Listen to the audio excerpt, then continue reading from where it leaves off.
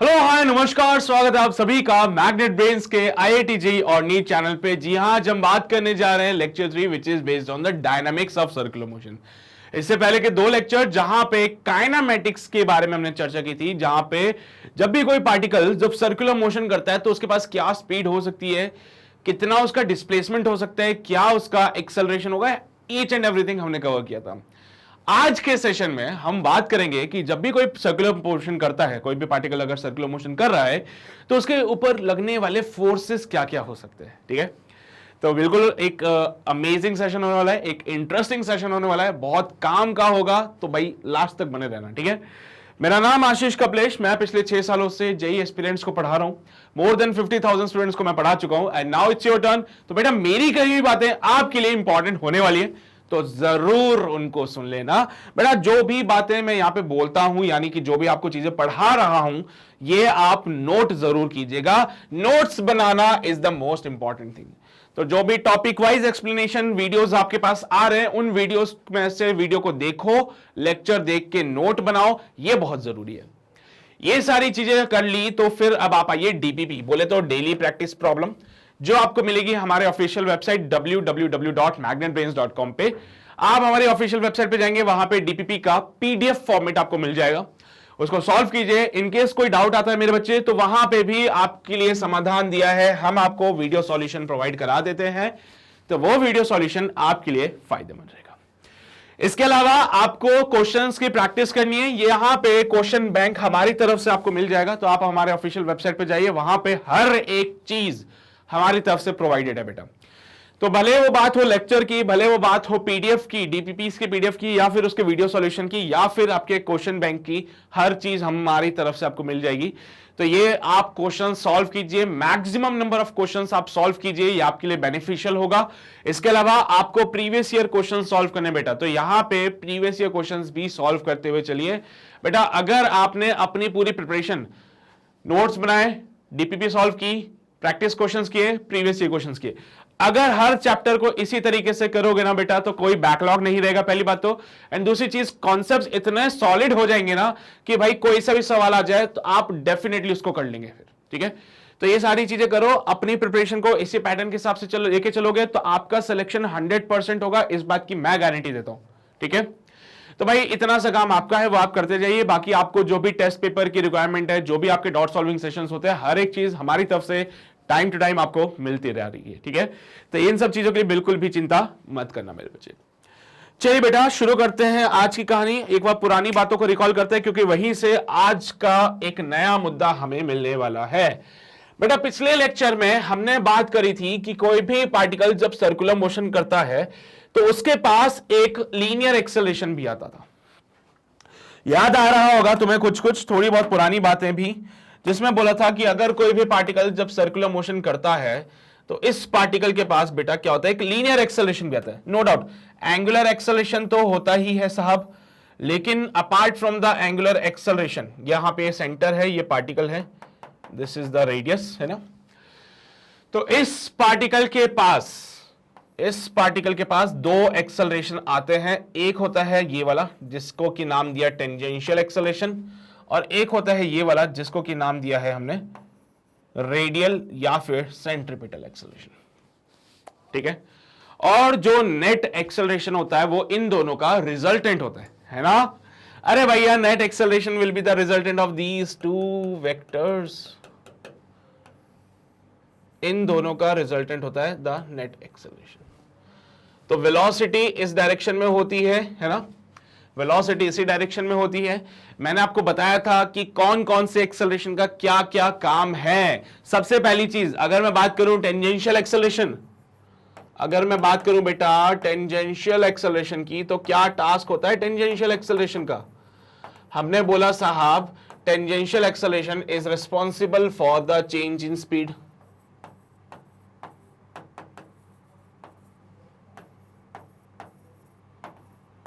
जो भी स्पीड में चेंज हो रहा है वो किसकी वजह से होगा, टेंजेंशियल की वजह से होगा। सेकेंडली हमने बोला कि जो टेंजेंशियल एक्सेलरेशन है उसका फॉर्मूला बनता है alpha into R, where R is the radius, R यहां पे रेडियस हो जाएगा, और अल्फा हो जाएगा बेटा यहां पे इसका एंगुलर एक्सेलरेशन। तो यही रिलेशन लीनियर एक्सेलरेशन और एंगुलर एक्सेलरेशन में भी आता है। सेकेंड चीज आपने पढ़ी थी कि टेंजेंशियल एक्सेलरेशन जो होता है वो डीवी बाई डी टी होता है ना। सेकेंड चीज आपने पढ़ी tangential acceleration equals to D V by D T होता है। बहुत बढ़िया साहब, बिल्कुल सही बात बोले थे। इसके अलावा एक और प्रकार का एक्सेलरेशन जो हमने पढ़ा था, it is all about the centripetal acceleration.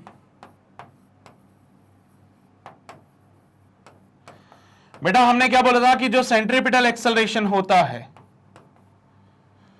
जो सेंट्रीपिटल एक्सेलरेशन होता है उसी को हम रेडियल एक्सेलरेशन भी कहते हैं। इसके अलग अलग फॉर्मूले बनते हैं, वो सारे फॉर्मूले मैं यहां पे लिख देता हूं।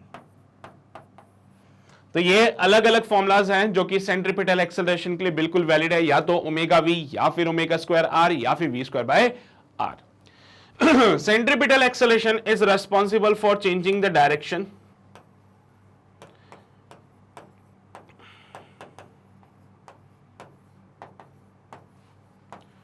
डायरेक्शन चेंज के लिए जो रेस्पॉन्सिबल है।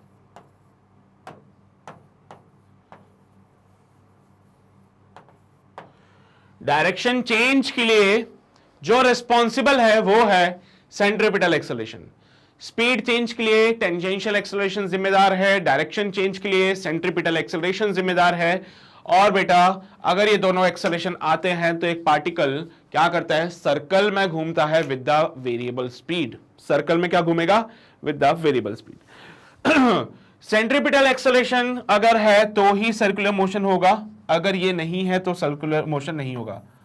तो मैंने बोला it is also responsible for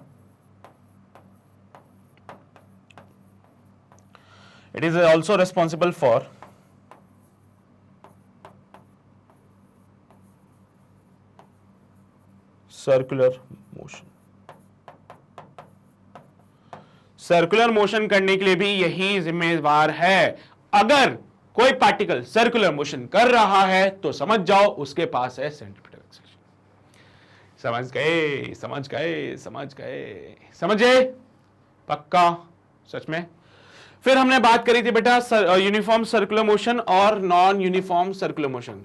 uniform circular motion versus non uniform circular motion. बेटा यूनिफॉर्म सर्कुलर मोशन वो मोशन होता है जिसमें पार्टिकल जो है वो सर्कल में तो चलता है लेकिन विद कांस्टेंट स्पीड। सर्कल में चलेगा लेकिन विद द कांस्टेंट स्पीड। इसमें क्या होता है, पार्टिकल सर्कल में तो चलता है लेकिन विद द वेरिएबल स्पीड।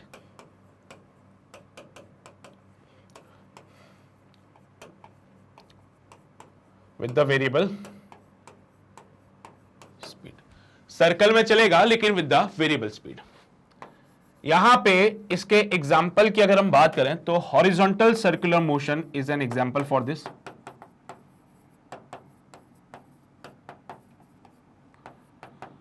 इसके एग्जाम्पल की बात करें तो हॉरिजॉन्टल सर्कुलर मोशन इसका एक बेहतरीन एग्जाम्पल है। इसके एग्जाम्पल की बात करें तो यहां पे वर्टिकल सर्कुलर मोशन।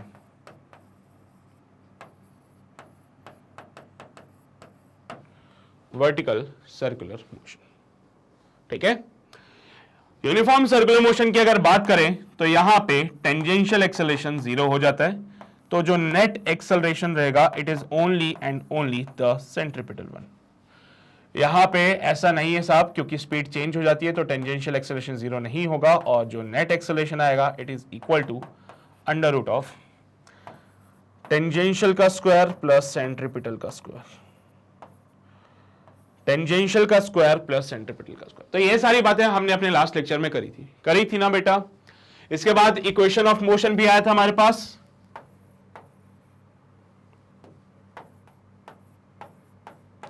मैंने सारी इक्वेशन ऑफ मोशन डेराइव करके आपको बताई थी। पहली इक्वेशन थी omega equals to omega naught plus का अल्फा टी। दूसरी इक्वेशन थी कि theta equals to omega naught का टी प्लस का हाफ अल्फा टी स्क्वायर। तीसरी इक्वेशन जो हमारे पास थी उसमें बोला था ओमेगा का square equals to omega naught का स्क्वायर प्लस का 2 अल्फा थीटा। तो ये सब कुछ हम चर्चा कर चुके हैं ऑलरेडी अपने लास्ट लेक्चर में। तो यहां से मैं काम करता हूं, इस कॉन्सेप्ट को उठाता हूं और आज के लेक्चर की ओर चलता हूं बेटा। इस कॉन्सेप्ट को उठाते हुए मैं आज के लेक्चर की ओर बढ़ता हूं। तो आज हम बात करने जा रहे हैं फोर्सेस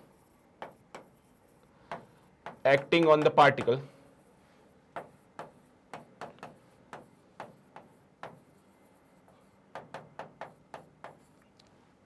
ड्यूरिंग सर्कुलर मोशन।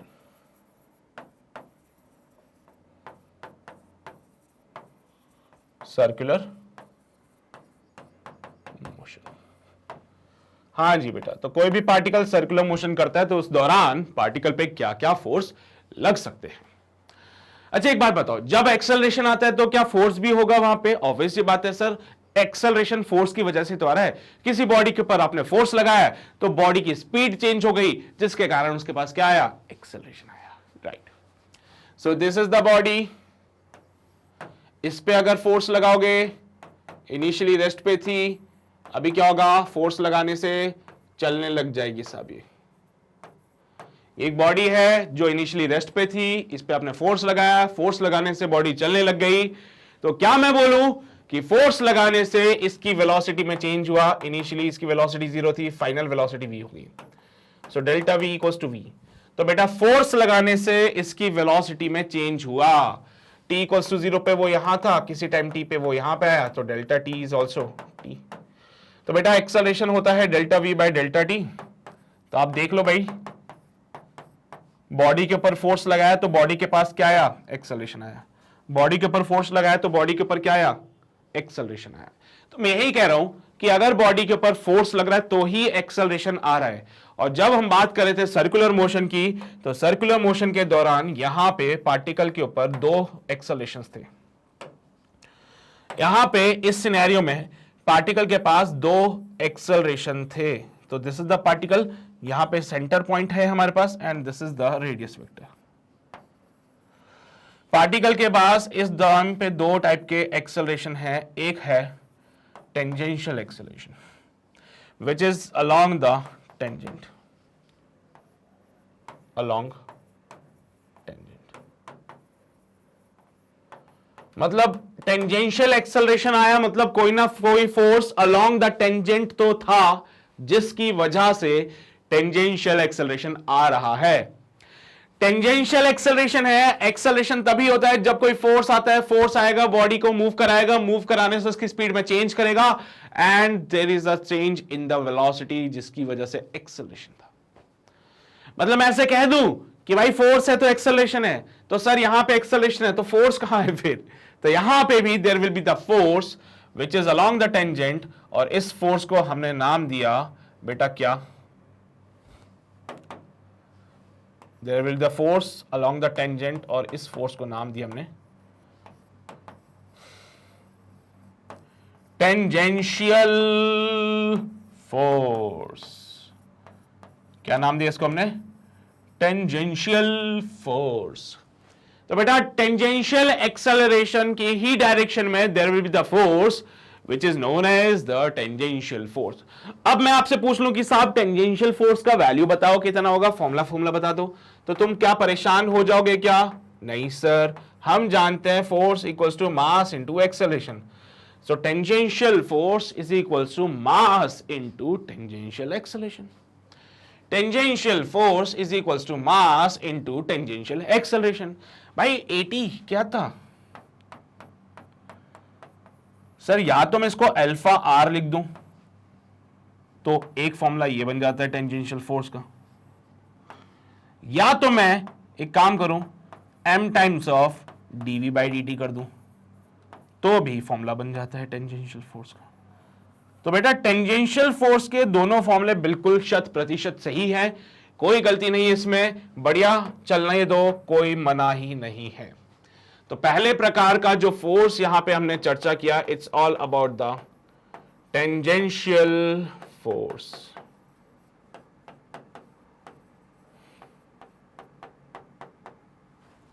पहले प्रकार का जो फोर्स हमने डिस्कस किया वो क्या है?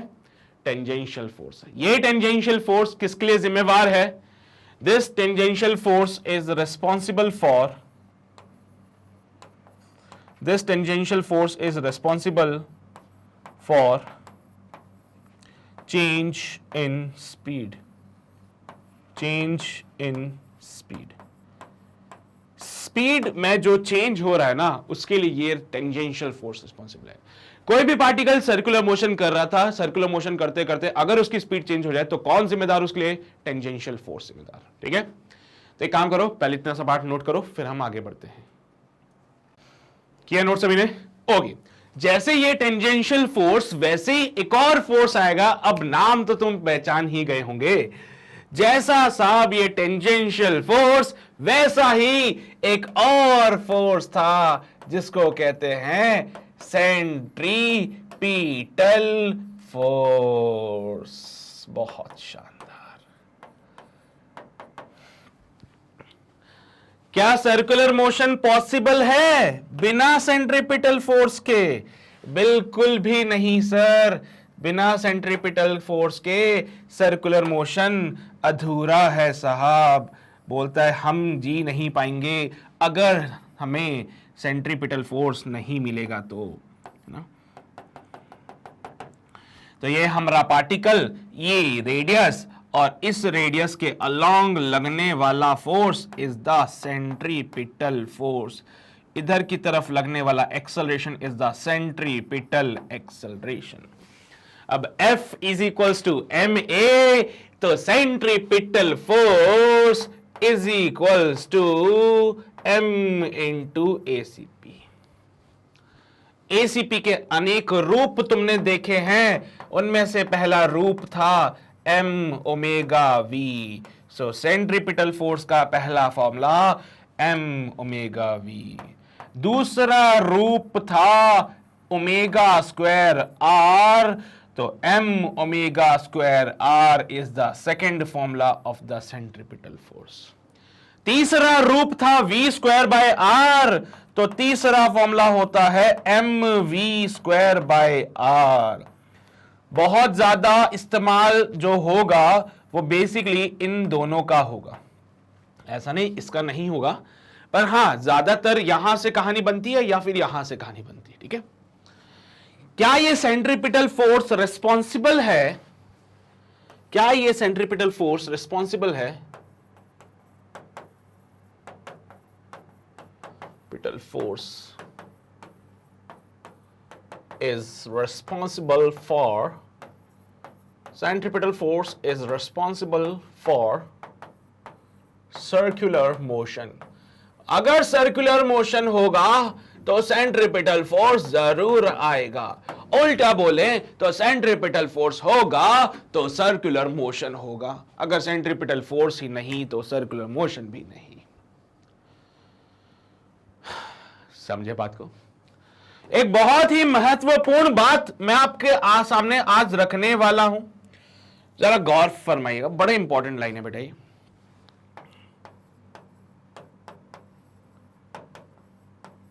Centripetal force is not a new force.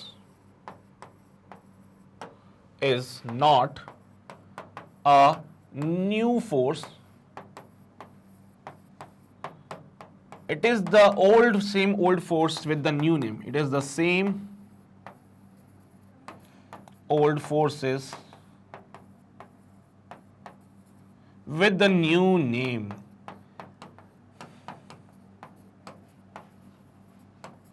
भाई सेंट्रीपिटल फोर्स कोई नया फोर्स नहीं है, ये वही पुराने फोर्स थे जिनके बारे में तुम चर्चा करते थे, लेकिन उनको एक नया नाम दे दिया, बोला कि वो सेंट्रीपिटल नाम ले लो भाई. जैसे जैसे जैसे जैसे जैसे मान लो यहां पे एक पत्थर को तुमने रस्सी से बांधा और उसको गोल गोल घुमाया.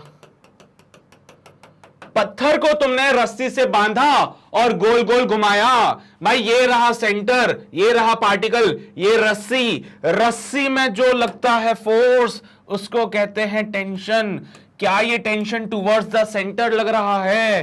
तो यहां पे सेंट्रीपिटल फोर्स होगा कौन? टेंशन. तो मैं यही कह रहा हूं मेरे बच्चे, it is not the new force. कोई नया फोर्स नहीं है. आपके वही पुराने फोर्स, उनको एक नया नाम दे दिया, बोला बोला ये सेंट्रीपिटल फोर्स है साहब। आपके वही पुराने फोर्स, टेंशन जानते हैं हम लोग सर, अच्छे से जानते हैं टेंशन को। आपके वही पुराने फोर्स जो सेंटर की तरफ लग रहे थे, उनको एक नया नाम दे दिया और बोला कि ये क्या है, सेंट्रीपिटल है। तो क्या बेटा, अगर इस पार्टिकल का मास m होगा और ये पार्टिकल अगर v स्पीड से जा रहा है, ये पार्टिकल अगर v स्पीड से जा रहा है और इस रेडियस r में घूम रहा है, तो क्या मैं बोलूं t is equals to mv²/r? क्या मैं बोलूं t is equals to mv²/r? चलेगा ना बेटा? अरे दौड़ेगा साहब, बिल्कुल दौड़ेगा। ये लो, समझ रहे हो मेरी बात को? समझ रहे हो ना बेटा क्या कहना चाहता हूं मैं? अगर मैं बोलूं कि साहब यहां पे एक और एग्जांपल कंसीडर करते हैं, मैंने बोला लो, बीच में बनाया चंदा मामा, सूरज, सन, भीष्म, आग लगी है सन पे। ऐसे ही सन बनाते हो कुछ तुम लोग, है ना? देख लेना यार, मुझे बचपन में सिखाया था, बोला था कि साहब सन बनाना हो तो कुछ इस प्रकार से बना लिया करो, अच्छा लगता है कुछ, है ना? थोड़ा 3D वाली इफेक्ट आ जाते हैं। तो ये सन और यहां छोटी सी अर्थ। अब क्या है ना, सन के सामने तो हम इत्तू से ही है, इवन ये तो फिर भी मैंने बड़ा बना दिया, लेकिन सन के सामने तो हम इतने ही हैं। तो बेटा सन के चारों तरफ अर्थ क्या करती है, रिवॉल्व करती है। अर्थ क्या करती है, सन के चारों तरफ रिवॉल्व करती है। बेटा जब ये सन के चारों तरफ रिवॉल्व करती है तो there will be the some force, there will be the some force. Sir यहां से there is a force which is the force of gravity, जो कि टुवर्ड्स द सेंटर लग रही है। There is a force of gravity जो कि towards the centre लग रही है। तो बेटा यहां पे centripetal force is actually the force of gravity which is your g m1 m2 by r का स्क्वायर। याद है, याद है, पढ़ा होगा तुमने भाई। सन का मास m1 मान लो, अर्थ का मास m2 मान लो, दोनों के बीच का डिस्टेंस r मान लो, तो ये तो फोर्स लगता है दो पार्टिकल्स के बीच में। तो यहां पे centripetal force is the force of gravity actually. तो यही पुराना फोर्स, जानते हो तुम ग्रेविटी के बारे में, वही पुराना फोर्स लेकिन एक नए नाम के साथ आ गया, वो है सेंट्रीपिटल। तो आपको जो कोई भी फोर्स दिखे जो सेंटर की तरफ लग रहा है, बोलना वही सेंट्रीपिटल है साहब। तो यही कहना चाहता हूं, it is not a new force, कोई नया फोर्स नहीं है, आपके वही पुराने फोर्स, बस उसको नाम नया दे दिया गया क्योंकि वो नया काम कर रहे थे कुछ, है ना? तो आपका वही फोर्स जो सेंटर की तरफ लग रहा है, उसको एक नया नाम दे दिया, बोला कि सेंट्रीपिटल है। उसको एक नया नाम दे दिया, बोला कि ये सेंट्रीपिटल है, बोला कि ये सेंट्रीपिटल है। वही पुराना फोर्स, टेंशन पढ़ा हुआ है हमने, लेकिन आज ये टेंशन सेंटर की तरफ लग रहा था, तो इसको एक नया नाम दे दिया, बोला कि ये सेंट्रीपिटल फोर्स है। क्या बोला ये कि ये सेंट्रीपिटल फोर्स हो जाएगा। तो ये बड़ी इंपॉर्टेंट बात है सेंट्रीपिटल फोर्स की कि it is not a new force. लोग सोचते हैं एक नया फोर्स का इजाद हो गया यहां पे। तो आज के बाद हम फोर्स की कैटेगरी में टेंशन के अलावा सेंट्रीपिटल भी डालेंगे। नहीं नहीं नहीं भैया, it is not a new force, कोई नया फोर्स इजाद नहीं किया हमने। ये एक्चुअली हमारे वही पुराने फोर्सेस थे, बट क्योंकि वो फोर्सेस सेंटर की तरफ लग रहे थे तो उनको एक नया नाम दे दिया, बोला कि वो सब सेंट्रीपिटल है और उनको इनके बराबर कर सकते हैं आप लोग। ठीक है, लिख लो बेटा, सेंट्रीपिटल की कहानी को लिख लो। तो सेंट्रीपिटल फोर्स की कहानी उम्मीद करता हूं समझ आ रही है। रेस्पॉन्सिबल है सर्कुलर मोशन के लिए, ठीक है, एक ऐसा force which acts towards the centre.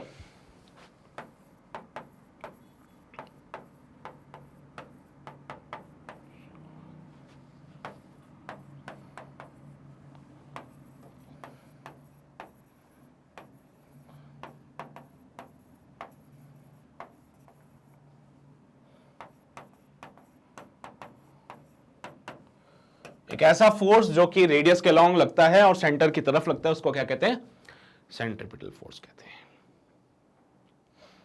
ठीक है, तो ये सारी बातें आपको समझ आती होगी, बढ़िया। ये लिख लिया आपने एग्जाम्पल के लिए, पहला एग्जाम्पल ये लिख लेना यार।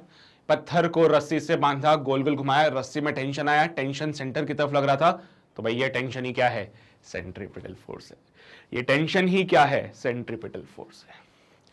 So it is not the new force, ये वही कोई नया फोर्स नहीं है, बल्कि पुरानी फोर्स है, बस नाम नया मिल गया इसको। यहां पे देखो अर्थ सन के चारों तरफ घूम रही है। हाँ, we know it is a elliptical path, but थोड़ी देर के लिए कंसीडर कर लो सर्कुलर पाथ है भाई।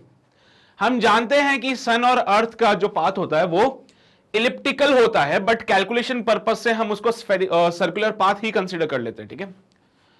हाँ जी, क्लियर है ये बातें सभी को? आओ बेटा, centripetal force, if the speed of a body is constant, the net force acting on the body is along the inside normal to the path of the body and it is called as the centripetal। कितनी मस्त परिभाषा दी है इसने। अगर body constant speed से चले तो उसने देखो पहले ही एक चीज बोल दी, कांस्टेंट स्पीड यानी कि v कांस्टेंट, और मेरे बच्चे अगर v कांस्टेंट तो dv बाई dt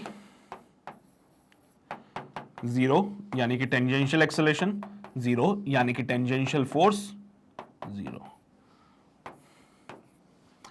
तो उसने पहले ही बोल दिया कि टेंजेंशियल फोर्स जीरो का। द नेट फोर्स, इस केस में the net force is given by, वैसे तो ये होना चाहिए था tangential force plus centripetal force.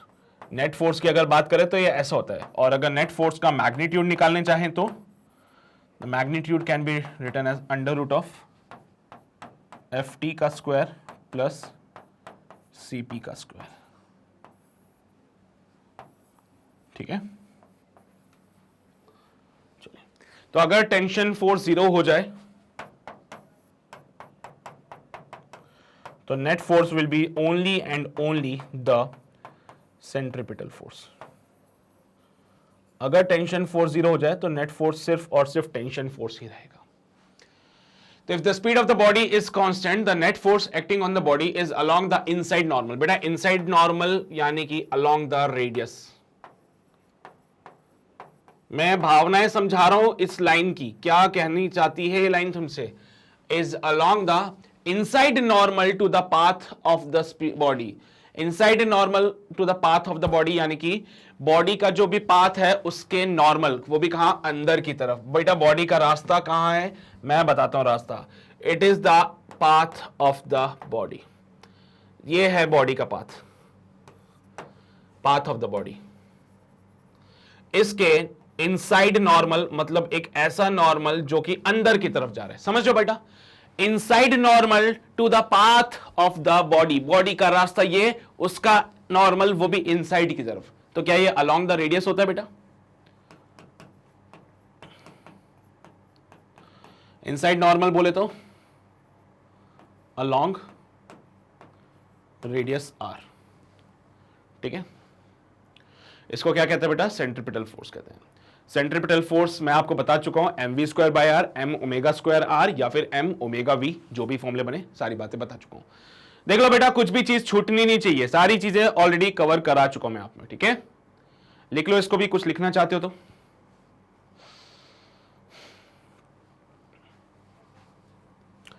लिखा सभी ने? बहुत शानदार। अब आपको मैं एक और प्रकृति का क्या बोल दिया मैंने, अब मैं आपको एक और वैरायटी ऑफ फोर्स बताता हूं जिसको कहते हैं सेंट्रीफ्यूगल फोर्स। लेकिन सेंट्रीफ्यूगल फोर्स को समझने से पहले मैं चाहता हूं कि आपको सूडो फोर्स की बातें याद आ जाएं। सूडो फोर्स याद आ रहा है? कुछ नाम सुना सुना सा लग रहा है सुना सुना लग रहा है, सुना सुना सा लग रहा है। मुझे तो सुना सुना लग रहा है सर, पता ही नहीं किसकी बातें हो रही है। बड़ा सिंपल सा कॉन्सेप्ट होता था बेटा। हम बोलते थे कि साहब जब हम कहीं पे जाते हैं किसी भी गाड़ी में बैठ के, तो क्या होता है कि गाड़ी एक्सेलरेट कर रही होती है। गाड़ी क्या करती है? एक्सेलरेट करती है। उस केस में अगर आप किसी पेड़ पौधे को देखोगे तो वो आपको पेड़ पीछे जाता हुआ नजर आता है। आता है क्या? वो पेड़ आपको पीछे की तरफ जाता हुआ नजर आता है। तो अगर आप किसी गाड़ी में बैठे हो और वो गाड़ी आगे की तरफ एक्सेलरेट हो रही है, तो उस गाड़ी से बाहर की चीजें आपको पीछे की तरफ एक्सेलरेट होते हुए दिखती है। ऑल्दो मैं जानता हूं कि ये पेड़ होता है रेस्ट पे, मैं ये बात बहुत अच्छे जानता हूं कि ये जो पेड़ है वो क्या है? रेस्ट पे है। ये पेड़ रेस्ट पे था, फिर भी इसके पास एक्सेलरेशन आया। हां, कैसे? रेस्ट पे था, इसमें तो फोर्स जीरो होना चाहिए था, बट ये पेड़ मेरे लिए एक्सेलरेट कर रहा है इन द बैकवर्ड डायरेक्शन। कैसे? कैसे? It is because of N imaginary force, एक इमेजिनरी फोर्स है जो इसको एक्सेलरेट कर रहा है, and that imaginary force is the pseudo force. तो बेटा जब कभी भी आप किसी एक्सेलरेटिंग फ्रेम में होते हो, बेटा इसको क्या बोलते हैं? Accelerating frame. एक्सेलरेटिंग फ्रेम में हो, या फिर एक और नाम होता है इसका बेटा, non inertial frame. Non inertial frame. तो जब कभी भी आप किसी एक्सेलरेटिंग फ्रेम में हो या किसी नॉन इनर्शियल फ्रेम में हो, तो आपको बाहर की जो चीजें हैं वो एक्सेलरेट करती हुई नजर आती हैं, या फिर आपको कोई भी ऑब्जेक्ट जो है वो पीछे की तरफ एक्सेलरेट करते हुए नजर आएगा। आपके डायरेक्शन के अपोजिट वो आपको एक्सेलरेट करते हुए नजर आता है, ऑल्दो उस पर तो कोई फोर्स लगा ही नहीं था सर, वो तो रेस्ट पे था, लेकिन मुझे वो एक्सेलरेट करता हुआ नजर आया। तो ऐसा इसीलिए हुआ क्योंकि आप खुद एक एक्सेलरेटिंग फ्रेम में हो, आप आगे जा रहे हो, इसलिए आपके रेस्पेक्ट में वो पेड़ आपको पीछे जाता हुआ दिखता है विद द सेम एक्सेलरेशन। अब ये बंदा सोच में पड़ गया कि यार मैं तो न्यूटन लॉज पढ़ के आया था, न्यूटन का लॉ कहता था कि अगर किसी बॉडी पे फोर्स ही नहीं लगेगा तो वो एक्सेलरेट कैसे कर सकता है, पर ये तो एक्सेलरेट कर रहा है, तो इस पे कौन सा फोर्स लग रहा होगा? तो हमने बोला कि भाई इस पे लग रहा है एक इमेजिनरी फोर्स, अदृश्य फोर्स, जिसके बारे में हम सोचते हैं सिर्फ कि हाँ लग रहा होगा, लेकिन असल में जब आप इस गाड़ी से उतर के इसको देखोगे तब आपको ये फोर्स नजर नहीं आएगा। जब आप इस गाड़ी से उतर के देखोगे तो आपको ये ट्री रेस्ट पे दिखेगा, आपको ये फोर्स नजर नहीं आएगा। यानी ये फोर्स तभी नजर आता है जब हम किसी एक्सेलरेटिंग फ्रेम में है या फिर नॉन इनर्शियल फ्रेम में। जैसे ही आप ग्राउंड पे आ गए, जैसे ही आप ग्राउंड पे या फिर आप इनर्शियल फ्रेम में आ जाते हो, ये वाला फोर्स गायब हो जाता है। जैसे ही आप ग्राउंड पे या फिर आप इनर्शियल फ्रेम में आते हो तो ये वाला फोर्स बिल्कुल गायब हो जाता है और आपको ये हमेशा रेस्ट पे देता है। इसको कहते हैं बेटा एक सूडो फोर्स, इमेजिनरी फोर्स। पेड़ का मास अगर m है तो सूडो फोर्स का फॉर्मूला होगा m इंटू ए। सूडो फोर्स का फॉर्मूला कितना हो जाएगा? m इंटू ए। सिमिलरली अगर यहां पे मैंने बोला, सिमिलरली यहां पे मैंने बोला कि ये हमारे पास क्या है, एक सर्कुलर पाथ है। कोई भी पार्टिकल जो है इस सर्कुलर पाथ पे मूव कर रहा है, कोई भी पार्टिकल क्या करेगा? इस सर्कुलर पाथ पे मूव करेगा। This is the center point, this is the radius part. बेटा अगर मैं इस पार्टिकल पे खड़ा हो जाऊं जाके, तो क्या मैं एक एक्सेलरेटिंग फ्रेम में हूं? बोलो हां कि ना। अगर मैं इस पार्टिकल पे खड़ा हो गया आके, तो क्या मैं एक एक्सेलरेटिंग फ्रेम हूं? पहली बात तो मुझे ये बताओ, क्या ये पार्टिकल एक्सेलरेट कर रहा है? मैं थोड़ी देर के लिए यूनिफॉर्म सर्कुलर मोशन मान लेता हूं। Let us assume it is a case of uniform circular motion. मान लीजिए, मान लो कि यूनिफॉर्म सर्कुलर मोशन हो रहा है। क्या ये पार्टिकल एक्सेलरेटिंग है? आप ही ने तो बोला सर यूनिफॉर्म सर्कुलर मोशन है। यूनिफॉर्म सर्कुलर मोशन में स्पीड कांस्टेंट होने के कारण टेंजेंशियल एक्सेलरेशन 0 हो जाता है। तो क्या यहां पे कोई एक्सेलरेशन होगा? बिल्कुल होगा सर। टेंजेंशियल 0 हुआ है ना, पर सेंट्रीपिटल तो अभी बाकी है। तो sir there is a acceleration, there will be the net acceleration which is the centripetal acceleration. यहां पे there is a net acceleration which is the centripetal acceleration. So बोला गया साहब कि यहां पे ये आदमी अगर इस पार्टिकल पे खड़ा हो जाए तो ये है इस टाइम पे किसी नॉन इनर्शियल फ्रेम में। अब ऐसे समझो कि नॉन इनर्शियल फ्रेम में आपको हमेशा एक इमेजिनरी फोर्स एक्सपीरियंस होगा। कैसे साहब? आप खुद को सोचो, आप मेले में गए होंगे, वो गोल गोल एक झूला आता है जिसमें आप बैठते हो, और वो गोल गोल झूला जब बहुत स्पीड से घूमता है, सो आई थिंक एक फोर्स ऐसे एक्सपीरियंस होता है बाहर करके है। अरे झूला ऐसे गोल गोल घूम रहा है, झूला ऐसे गोल गोल घूम रहा है, आप झूले में बैठे हुए हो, आप पकड़ के ऐसे बिल्कुल एकदम ऐसे, कोई ऐसा लगता है बाहर की तरफ कोई फोर्स लग रहा है। कभी किया एक्सपीरियंस ऐसा? एक ऐसे मेले में जाएंगे, बढ़िया से एकदम मस्त गोल गोल वाला झूला है, उसमें बैठेंगे जाके अपनी दोस्त के साथ, है ना। अब क्या होगा भाई, झूला जोर जोर से घूमेगा, स्पीड में घूमेगा, स्पीड में घूमेगा। जैसे तो स्पीड में घूमेगा तो एक फोर्स लगेगा बाहर की तरफ, ऐसा लगेगा कोई खींच रहा है बाहर की तरफ, लेकिन देखते हैं कोई भी नहीं है। कौन खींच रहा है मुझे? एक फोर्स लगता है बाहर की तरफ, देखते हैं कोई भी नहीं है, कौन खींच रहा है मुझे? तो भाई साहब जब भी आप किसी नॉन इनर्शियल फ्रेम में होते हो, you will definitely experience an imaginary force acting in the outward direction.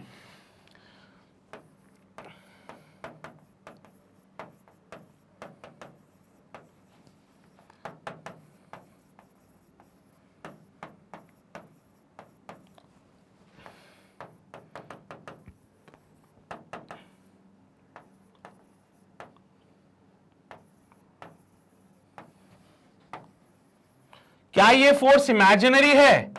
क्या ये मुझे नजर नहीं आ रहा? नहीं आ रहा। तो ये एक इमेजिनरी फोर्स है बेटा, ये एक इमेजिनरी फोर्स है, और जो इमेजिनरी फोर्स होता है वो असल में सूडो फोर्स होता है। तो बाहर की तरफ we will experience a pseudo force, बाहर की तरफ we will experience a pseudo force, और इस सूडो फोर्स का नाम हमने दिया सेंट्रीफ्यूगल, सेंट्रीफ्यूगल फोर्स। बेटा ये सेंट्रीफ्यूगल फोर्स सिर्फ तभी एक्सपीरियंस करोगे when you are in the non inertial frame, यानी आप इस झूले के अंदर बैठे हुए हो, इस पार्टिकल के ऊपर खड़े हो, पार्टिकल एक्सेलरेटिंग है क्योंकि उसके पास अभी जो नेट एक्सेलरेशन है वो है सेंट्रीपिटल। ये पार्टिकल एक्सेलरेटिंग है क्योंकि इस पार्टिकल के पास जो नेट एक्सेलरेशन है वो है सेंट्रीपिटल वाला। और अगर इस एक्सेलरेटिंग पार्टिकल के ऊपर आप लोग खड़े हो गए, then you will experience an imaginary force acting in the outward direction, और क्योंकि एक इमेजिनरी है, सूडो फोर्स है, इसको हमने नाम दिया सेंट्रीफ्यूगल फोर्स। तो कहानी बड़ी सिंपल है। अगर आप ग्राउंड पे खड़े होकर पार्टिकल को देखते हो तो आपको लगेगा पार्टिकल पे एक सेंटर की तरफ फोर्स लग रहा है, सेंट्रीपिटल फोर्स। लेकिन अगर आप पार्टिकल के ऊपर खड़े हो गए जाके, then you will experience a force in the outward direction, जो कि होता है सेंट्रीफ्यूगल फोर्स। तो आंसर आप भले सेंट्रीपिटल से निकालो या सेंट्रीफ्यूगल से निकालो, बात सेम है। कहानी में ट्विस्ट कहां आता है बेटा? ट्विस्ट आता है कि आप कौन से फ्रेम से देख रहे हो, है ना। ट्विस्ट तो नहीं बोलूंगा, अंतर कहां आता है? अंतर सिर्फ यही है कि भाई जब आप ग्राउंड से खड़े होकर देखते हो तो सेंट्रीपिटल लगा देना। अगर आप अपने फ्रेम को इस पार्टिकल पे कंसीडर करते हो, यानी अगर आप अपने आप को एक नॉन इनर्शियल फ्रेम में लेते हो, तो सेंट्रीफ्यूगल लगा देना। आंसर सेम आने दोनों से, सेंट्रीपिटल लगाओ या सेंट्रीफ्यूगल लगाओ। जस्ट फॉर एन एग्जाम्पल के तौर पे मैं आपको कंसीडर करता हूं यहां पे कि साहब यहां पे एक पत्थर को बांधा रस्सी से और इसको घुमाया सर्कल में, पत्थर को बांधा रस्सी से और इसको घुमाया सर्कल में, ठीक है बेटा। अगर मैं ग्राउंड से खड़े होके देखूं, अगर मैं ग्राउंड से खड़े होकर देखूं, यानी कि मैं बात कर रहा हूं अभी इनर्शियल फ्रेम की, मैं किसकी बात करूंगा? इनर्शियल फ्रेम की। तो अगर मैं ग्राउंड पे खड़े होकर देखूं, यानी कि अगर मैं इनर्शियल फ्रेम में आ जाऊं, तो मुझे साफ पता है कि रस्सी है, रस्सी के अंदर आएगा टेंशन, तो यहां पे टेंशन बना दूंगा, और ये टेंशन क्योंकि सेंटर की तरफ लग रहा है तो बोलूंगा कि साहब this tension is actually equivalent to the centripetal force, FCP। Ground से खड़े होके मैंने देखा कि भाई ये टेंशन सेंटर की तरफ लग रहा है, और जो फोर्स सेंटर की तरफ लगता है वो होता है सेंट्रीपिटल। नाउ कहानी में ट्विस्ट, ट्विस्ट क्या है? इसको सेम कलर से लिखता हूं भाई, अलग अलग कलर से नहीं लिखेंगे। तो ग्राउंड से खड़े होके मैंने बोला T will be equals to the centripetal force, T will be equals to the centripetal force. Centripetal force का फॉर्मूला कुछ भी लगा लीजिए, mv²/r। इसका मास अगर m है, ये v स्पीड से जा रहा है और इस सर्कल में घूम रहा है जिसका रेडियस r है, तो mv²/r is the value of t। ठीक है बेटा। अगर यही कहानी मैं नॉन इनर्शियल फ्रेम से कंसीडर करता, मतलब मैं बोल देता कि साहब एक और आदमी ले आओ जिसको कि इस पार्टिकल पे खड़ा कर दिया आपने, अब ये आदमी कहां पे है? इनर्शियल या फिर नॉन इनर्शियल में? तो ये आदमी इस टाइम पे है नॉन इनर्शियल फ्रेम में। ये आदमी इस टाइम पे कहां है बेटा? नॉन इनर्शियल फ्रेम में। जैसे ये नॉन इनर्शियल फ्रेम में आया, इसने बोला कि साहब मुझे तो एक फोर्स एक्सपीरियंस हुआ बाहर की तरफ, और ये एक इमेजिनरी फोर्स था, इसलिए इसको नाम दिया सेंट्रीफ्यूगल। क्योंकि ये आदमी ना तो अंदर की तरफ जा रहा है ना तो बाहर की तरफ जा रहा है, यानी कि ये समझ गया कि साहब जितना फोर्स अंदर की तरफ लग रहा है उतना ही फोर्स बाहर की तरफ लग रहा है।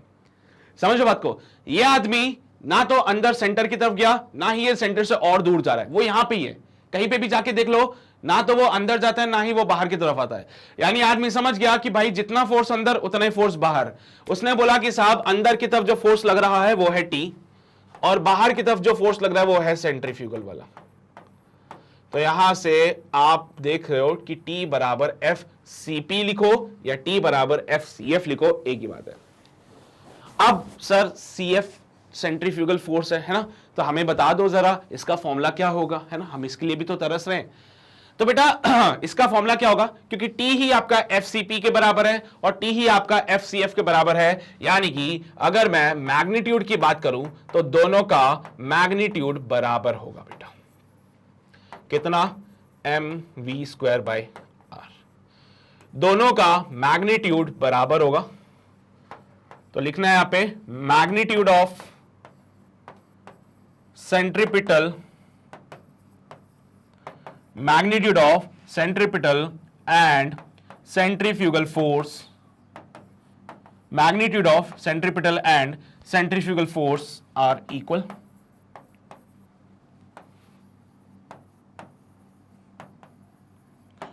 But their directions are opposite. But their directions are opposite. Magnitude तो सेम है लेकिन उनकी डायरेक्शन अपोजिट हो जाएगी। तो अगर वेक्टर फॉर्मेट में इनको रिलेट करना है तो F C P should be equals to minus का एफ सी एफ कर लेना बेटा। वेक्टर फॉर्म में अगर आप इनको रिलेट करना चाहते हो तो एफ सी पी बराबर माइनस का एफ सी एफ कर लेना। मैग्नीट्यूड वाइज दोनों ही बराबर होंगे बेटा। भले आप ग्राउंड फ्रेम से देखो तो सेंट्रीपिटल लगाओगे, अगर आप नॉन इनर्शियल फ्रेम से देख रहे हो तो सेंट्रीफ्यूगल का कॉन्सेप्ट लगा लेना। आंसर सेम आएगा बेटा, आंसर बिल्कुल सेम आएगा, कोई कमी नहीं है, कोई दिक्कत नहीं होगी कि आंसर में सर क्या चेंज हो जाएगा क्या। वो डिपेंड करता है कि आप कौन से फ्रेम से मेजरमेंट कर रहे हो। अगर आप ग्राउंड से यानी इनर्शियल फ्रेम से कर रहे हो तो सेंट्रीपिटल का कॉन्सेप्ट लगा के फॉर्मूला लगा देना। अगर आप नॉन इनर्शियल फ्रेम से कर रहे हो तो सेंट्रीफ्यूगल का फॉर्मूला लगा के तब भी आंसर वही आएगा आपका, है ना। तो इस बात का थोड़ा सा आप ध्यान रखिए कि यहां पे सेंट्रीपिटल का कॉन्सेप्ट लगाओ या सेंट्रीफ्यूगल का, answer will be same. Magnitude of centripetal force and the centrifugal force are same but their directions are opposite. तो वेक्टर फॉर्मेट अगर लिखोगे तो इस फॉर्मेट में लिखना बेटा, सीपी से सेंट्रीपिटल, सीएफ से सेंट्रीफ्यूगल, ठीक है। चलो तो छापना शुरू करें, छापना शुरू करें कहां से, यहां से। लिख लो बेटा जल्दी से, लिख लो। लिखा सभी ने, यहां पे आए, ये सारी बातें भी लिखो। अजम कर लिया मैंने कि यूनिफॉर्म सर्कल, थोड़ी देर के लिए मान लिया क्योंकि ऐसा करने से मेरा काम आसान हो गया बेटा। नहीं तो अगर अभी ये टेंजेंशियल एक्सेलरेशन भी होता तो फिर मैं उसको भी कंसीडर करता, खामा कॉम्प्लेक्स इक्वेशन बन जाती।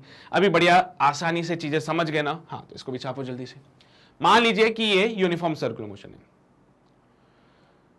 तो नॉन इनर्शियल फ्रेम में रह के आप एक इमेजिनरी फोर्स को एक्ट करेंगे, फील करेंगे इन द आउटवर्ड डायरेक्शन, जो कि सेंट्रीफ्यूगल होता है। लिखा सभी ने। एंड फाइनली आप यहां पे आइए जहां पे सारी बातें मैंने एक्सप्लेन कर दी है एग्जाम्पल के साथ। एक पत्थर को रस्सी से बांधा, गोल गोल घुमाया, एक आदमी ग्राउंड से खड़े होकर अगर देखे तो उसके लिए कहानी सेंट्रीपिटल की लगती है, और अगर पत्थर के ऊपर कोई खड़ा हो जाए और वो साथ साथ घूमने लगे तो वो कहानी डिफाइन करेगा सेंट्रीफ्यूगल की, और आंसर सेम आएगा। दोनों का मैग्नीट्यूड सेम होता है, दोनों की डायरेक्शन अपोजिट होती है। अब यह आपकी इच्छा श्रद्धा कि आप सेंट्रीपिटल लगाओ या फिर सेंट्रीफ्यूगल लगाओ, ठीक है। तो इसको भी जल्दी से छाप लीजिए, फिर हम आगे बढ़ते हैं। ये नोट से भी ने पक्का बढ़े आगे।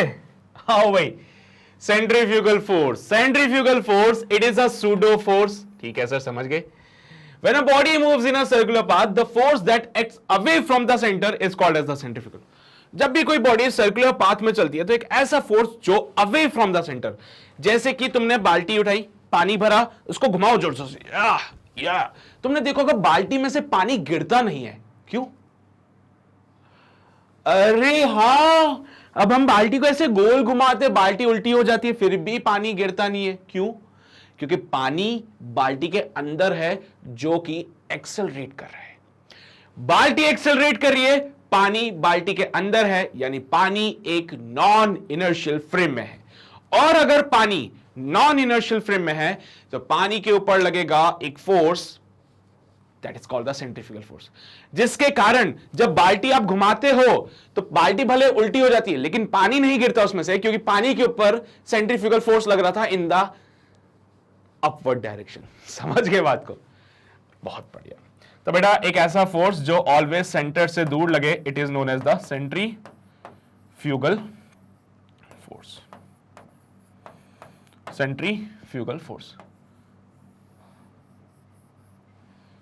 ठीक है? क्लियर है ये बातें सभी को? बहुत शानदार बेटा, मजा ही आ गया। कुछ छापना है, डायग्राम डोग्राम बनाने, बना लो यार, अच्छे अच्छे डायग्राम है वैसे भी अपने पास। हाँ चलिए भाई, तो यहां पे हमने फोर्सेस के बारे में समझा जो भी किसी पार्टिकल पे लग सकता है जब वो क्या कर रहा होगा, सर्कुलर मोशन कर रहा होगा। तो क्लियर रहेगी कौन कौन से फोर्स लग सकते हैं पार्टिकल पे? टेंजेंशियल फोर्स लग सकते हैं साहब, उसके अलावा सेंट्रीपिटल फोर्स लग सकता है साहब, उसके अलावा अगर आप एक्सेलरेटिंग फ्रेम में हो, अगर आप एक्सेलरेटिंग फ्रेम में हो तो साहब आपके ऊपर सेंट्रीफ्यूगल फोर्स भी लग सकता है। हाँ, वो अलग बात है कि सेंट्रीपिटल फोर्स और सेंट्रीफ्यूगल फोर्स दोनों का मैग्नीट्यूड सेम है बट उनकी डायरेक्शन अपोजिट होती है। सेंट्रीपिटल मतलब सेंटर की तरफ, सेंट्रीफ्यूगल मतलब सेंटर से दूर। अंतर याद रहेगा? बहुत बढ़िया। तो अब चलते हैं बेटा सवालों की ओर। पहला सवाल हमसे बोलता है, a stone tied to the end of a string 80 centimetre long is whirled in a horizontal circle with a constant speed. If the stone makes 14 revolution in 22 seconds, then the acceleration of the stone is. Stone को बांधा है रस्सी से बांधा है stone को, एक ही तो बात है। उसके बाद इसको मूव कराया एक हॉरिजॉन्टल सर्कुलर मोशन, उसके बाद इसको मूव कराया हॉरिजॉन्टल सर्कुलर पाथ में। क्या होता है कि भाई साहब इसका जो लेंथ बोला है वो 80 सेंटीमीटर बोला है, क्या ये रेडियस के बराबर हो सकता है क्या? हाँ बिल्कुल। अरे ये जो लेंथ है क्या वो रेडियस के बराबर हो सकती है? बिल्कुल हो सकती है। अच्छा, ये जो है वो मूव कर रहा है विद अ कांस्टेंट स्पीड। बेटा समझ रहे हो बात को? देख रहा है विनोद, कांस्टेंट स्पीड देख के वो कैसे टेंजेंशियल एक्सेलरेशन को जीरो करवा रहा है ना? कांस्टेंट स्पीड को देखे कैसे वो टेंजेंशियल एक्सेलरेशन को जीरो करवा रहा है। Now it is said that it makes 14 revolution in 22 seconds then the acceleration. तो भाई अगर टेंजेंशियल एक्सेलरेशन ही जीरो हो जाए, so what about the net acceleration? It is equals to the centripetal acceleration which is equals to omega square R. अब आगे मैंने बताऊंगा, तुम खुद से दिमाग लगा लो, देखो क्या आंसर आता है इसका। सोचो सभी लोग क्या कर सकते हैं। सोच लिया, कुछ लगाया दिमाग? भाई मैंने दिमाग लगाया तो मुझे ऐसा लगा कि क्यों ना मैं ऐसा कर लूं कि भाई 22 सेकेंड्स में 14 रेवोल्यूशंस, सो एक सेकंड में 14 डिवाइडेड बाय 22 रेवोल्यूशन, और एक सेकंड में जो रेवोल्यूशन होते हैं, एक सेकंड में जो रेवोल्यूशन होता है उसको कहते हैं frequency. Number of revolutions per second is known as frequency. एक सेकंड में कितने रेवोल्यूशंस कर लोगे वो बताता है फ्रीक्वेंसी। तो हमें फ्रीक्वेंसी मिल चुकी है, लेकिन फॉर्मूले में आप देखोगे तो ओमेगा की जरूरत है। लास्ट क्लास में मैं आपको बता चुका था ओमेगा को लिखने का तरीका होता है 2 पाई इंटू फ्रीक्वेंसी। सो 2 इंटू पाई की जगह 22/7 मल्टीप्लाई बाय फ्रीक्वेंसी की जगह 14 डिवाइडेड बाय 22। साहब 22 से 22 मर जाएगा, 7 दूनी 14 होते हैं। ओमेगा का वैल्यू बन जाएगा 4 रेडियन पर सेकेंड।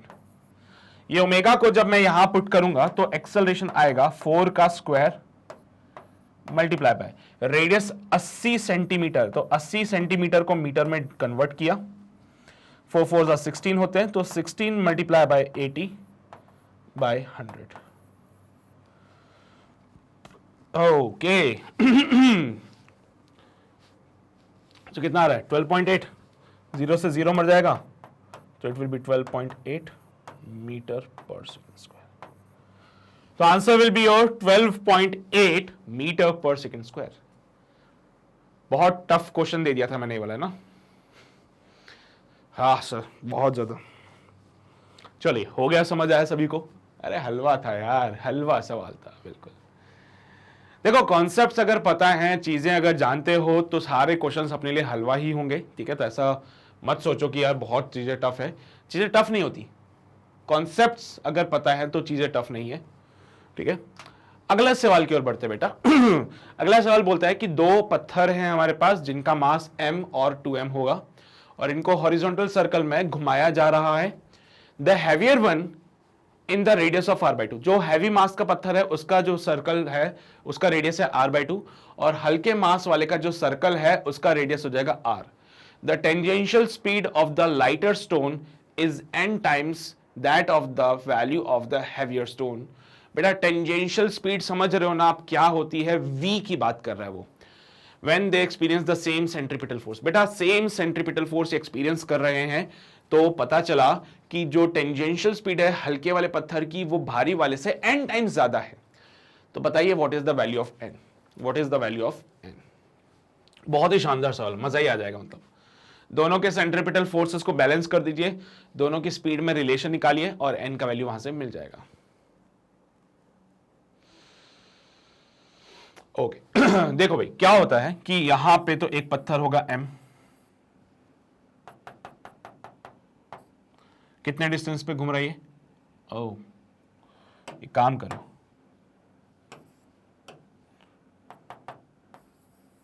ये हो जाएगा 2m, ये हो जाएगा m। इसका जो रेडियस है वो है r, इसका जो रेडियस है वो है 2r। ये जो घूम रहा है मान लीजिए वो v1 से घूम रहा है, ये जो घूम रहा है मान लीजिए वो v2 से घूम रहा है। इन्होंने बोला है the tangential speed of the lighter stone is n times the tangential speed of the heavier stone. बेटा n का वैल्यू बताना है। दिस इज द सेंटर, ये सर्कुलर पाथ फॉलो करते हुए चलेंगे बेटा। हॉरिजॉन्टल की बोल रहा है ना, तो हॉरिजॉन्टल सर्कुलर मोशन ही कराएंगे इनसे हम लोग। हॉरिजॉन्टल की बोल रहा है तो हम इससे हॉरिजॉन्टल सर्कुलर मोशन ही करवाएंगे। सो इसके पास टेंजेंशियल स्पीड v1 थी, इसके पास टेंजेंशियल स्पीड v2 थी। सो v2 is n times of v1, the tangential speed of the lighter stone is n times that of the value, ठीक है? एंड ऑब्वियसली बात है, देखो इसका डिस्टेंस ज्यादा तो इसको घूमने के लिए ज्यादा स्पीड की जरूरत है। अरे ऑब्वियसली बात है, इसका डिस्टेंस ज्यादा तो इसका सर्कल बड़ा होगा, तो इसका सर्कल अगर बड़ा है तो इसको सर्कल कवर करने के लिए ज्यादा स्पीड चाहिए ना, तभी तो दोनों साथ साथ कवर कर पाएंगे सर्कल को। दोनों सर्कल को साथ साथ तभी कवर कर सकते हैं जब इसकी स्पीड इससे ज्यादा हो जाए। तो वही तो बात बोल रहे वो लोग भी, क्योंकि इसका सर्कल बड़ा है भाई, इसको ज्यादा बड़े सर्कल में घूमना पड़ेगा, है ना? इसको ऐसे समझो, यहां पे रेडियस हो जाएगा r और एक रेडियस है यहां पे। मैं चाहता हूं कि दो पार्टिकल एक साथ घूमे, मैं चाहता हूं कि ये दो पार्टिकल हैं, एक यहां पे और एक यहां पे। इधर वाले का मास हो जाएगा m, इधर वाले का मास हो जाएगा 2m। मैं चाहता हूं ये पार्टिकल एक साथ घूमे, तो उसके लिए मैं क्या करूं? तो सीधी सी बात है सर, आप चाहते हो दोनों एक साथ घूमे, तो इसकी जो स्पीड होगी और इसकी जो स्पीड होगी, इसको आप बढ़ा दो, इसको आप कम कर दो। अंदर वाले को v1 बोला था, बाहर वाले को v2 बोला था, तो v2 जो है वो n टाइम्स ऑफ v1 होगा, यानी v2 को v1 से बड़ा होना पड़ेगा, तभी ये दोनों साथ साथ घूम सकते हैं। क्योंकि इसका डिस्टेंस ज्यादा है तो इसको स्पीड भी ज्यादा चाहिए, इसका डिस्टेंस कम है तो इसको स्पीड कम चाहिए। ये बड़ी सिंपल सी बात होती है बेटे, ज्यादा कोई रॉकेट साइंस नहीं है इनमें। सेकेंडली उन्होंने बोला है कि they experience the same centripetal force. तो इस पे मान लीजिए सेंट्रीपिटल फोर्स लग रहा है यहां पे F1, इस पे मान लीजिए सेंट्रीपिटल फोर्स लग रहा है यहां पे F2। Now as per the question F1 बराबर F2 है। As per the question F1 बराबर F2 है। बेटा F1 की जगह पे अगर मैं फॉर्मूला लगाऊं तो it is given by I think M2M into V1 का स्क्वायर बाय R। बेटा F2 की जगह बात करें तो M इंटू V2 का स्क्वायर डिवाइडेड बाय 2R। क्या क्या चीजें जो कट सकती हैं वो है M से M, R से R। कहानी को सॉल्व करके जब आप दोबारा लिखोगे तो होगा 2V1 का square should be equals to V2 का स्क्वायर बाय 4। रिलेशन है V2 equals to n times of V1, तो यहां से भी इसको लिखा जाएगा V2 का square equals to 4 times of V1 का स्क्वायर। बोलो सही बात है, ये 2 इधर चला जाएगा तो V2 का square equals to 2 to the 4 times of V1 का स्क्वायर। अगर मैं देखूं तो V2 को लिखा जा सकता है 2 टाइम्स ऑफ V1,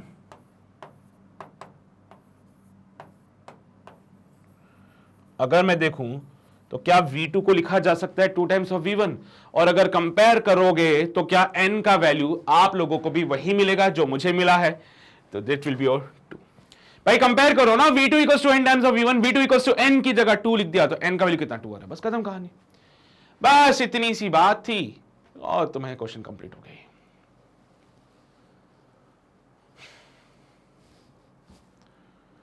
सही बात है, सच बात है, मजा आ रहा है। अच्छा एक और क्वेश्चन करो, फिर इतना मजा आ रहा है तो एक और क्वेश्चन कर लो। बोला गया कि एक बॉडी है साहब जिसका मास है 100 ग्राम and it is tied to one end of a 2 meter long string. The other end of the string is at the center of the horizontal surface. The maximum revolution in 1 minute is 200. 1 minute में जो revolutions कर सकते हैं वो 200 है। The maximum tensile strength of the string is approximately. बेटा कितना tension होगा रस्सी में ये आपको बताना है। बॉडी 100 ग्राम की है, इसको रस्सी से बांध दिया, रस्सी 2 मीटर लंबी है और यहां पे ऐसा है कहानी, इसको रस्सी से बांध दिया है, 2 मीटर लॉन्ग रस्सी है। Now it is moving in a horizontal circular motion. बेटा it is moving in a horizontal circular motion. भाई साहब क्या होगा, ये घूमेगा घूमेगा घूमेगा towards the centre, there will be the force, there will be the force, there will be the force. इस फोर्स को हमने नाम दिया टेंशन, जिसकी वैल्यू मुझे निकालनी है।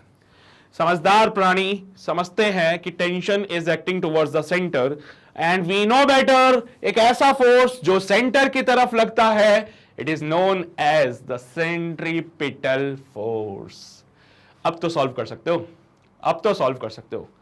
देखो जरा क्या आंसर आता है इसका जल्दी से। हाँ जी बच्चे, तो हमने कहा कि साहब यहां पे टेंशन टुवर्ड्स द सेंटर लग रहा है, तो टेंशन हमारा यहां पे सेंट्रीपिटल फोर्स हो जाएगा।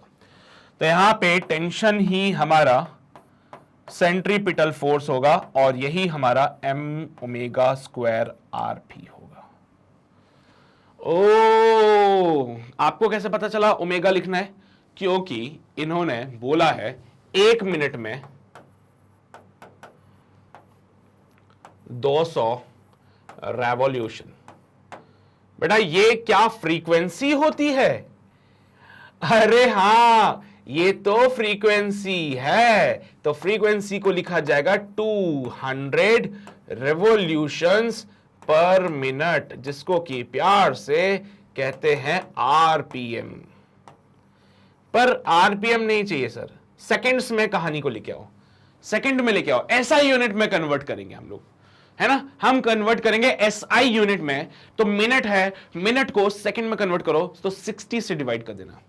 तो the frequency is given by 200 divided by 60 RPS, यानी कि बन जाएगा 10/3 आरपीएस। तो कहानी में फ्रीक्वेंसी मिल गई मुझे मेरे बच्चे। अगर फ्रीक्वेंसी मिल गई तो ओमेगा होता है 2 पाई इंटू फ्रीक्वेंसी, ओमेगा होता है 2 पाई इंटू फ्रीक्वेंसी। ये फ्रीक्वेंसी यहां पुट करोगे then you will get the omega, omega को यहां पुट करोगे तो मिलेगा टेंशन, और वही तो हमें फाइंड करना है।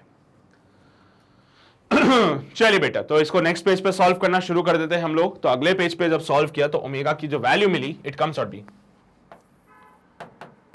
2 pi into frequency 2 pi into 10/3।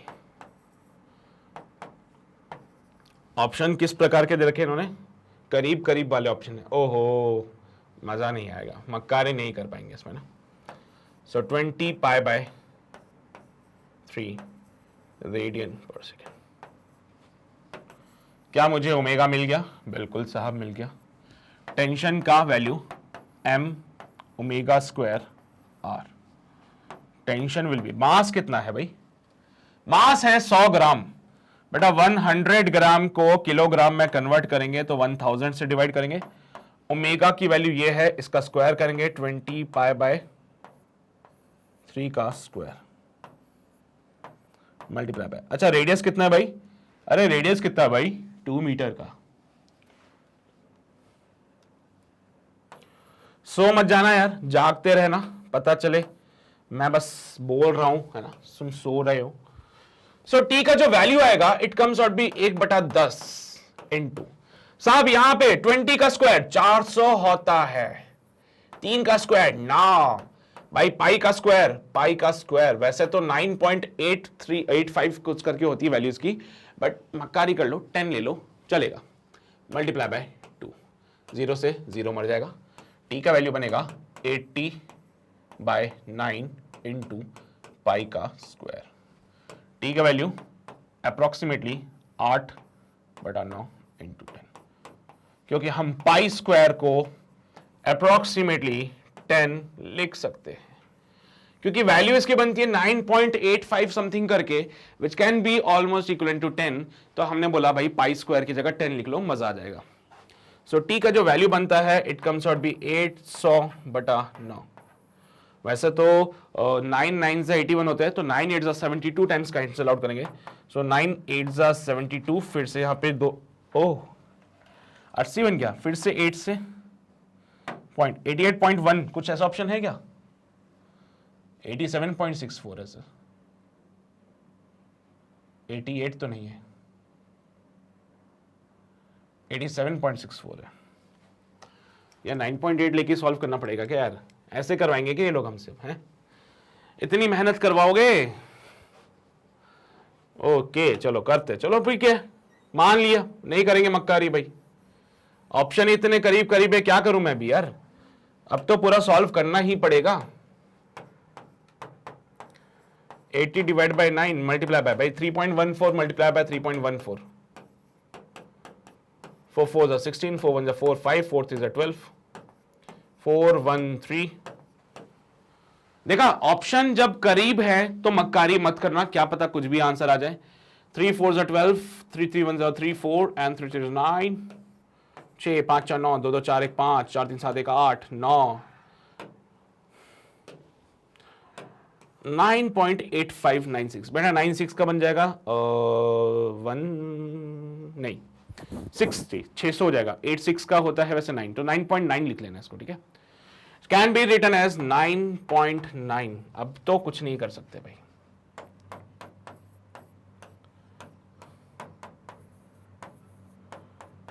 यार 88 न्यूटन आ रहा है हमारा आंसर। अब तो बख्श दो, 9.8596 को मैंने 99 लिख दिया तो क्या गलती कर दी? मजा आ गया मेरे तो। 88 न्यूटन आ रहा है भाई यार। 88 88 88 88 88 88 88 88 88 यही बन सकता है यार 88 वाला। तो इसका राउंड ऑफ करके देखो तो 6 4 का कितना होगा? 6 है ना, और 6 का राउंड ऑफ करोगे तो क्या हो जाएगा? 88 होगा। अरे इसका राउंड ऑफ करके देखा 88 आ रहा है, मैं क्या करूं, मेरा आंसर भी वही आ रहा है। तो बोल दें the maximum tensile strength of the string is approximately 88 newton. Approximately 88 newton आ रहा है बेटा, ठीक है। ठीक है, चलेगी कहानी? हाँ चलो छाप लीजिए।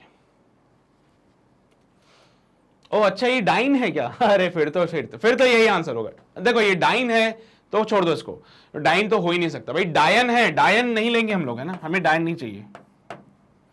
बाकी सब न्यूटन में, लेकिन 8.76 8.9 88 वाला तो सिर्फ एक ही ऑप्शन है। छाप लो इसको।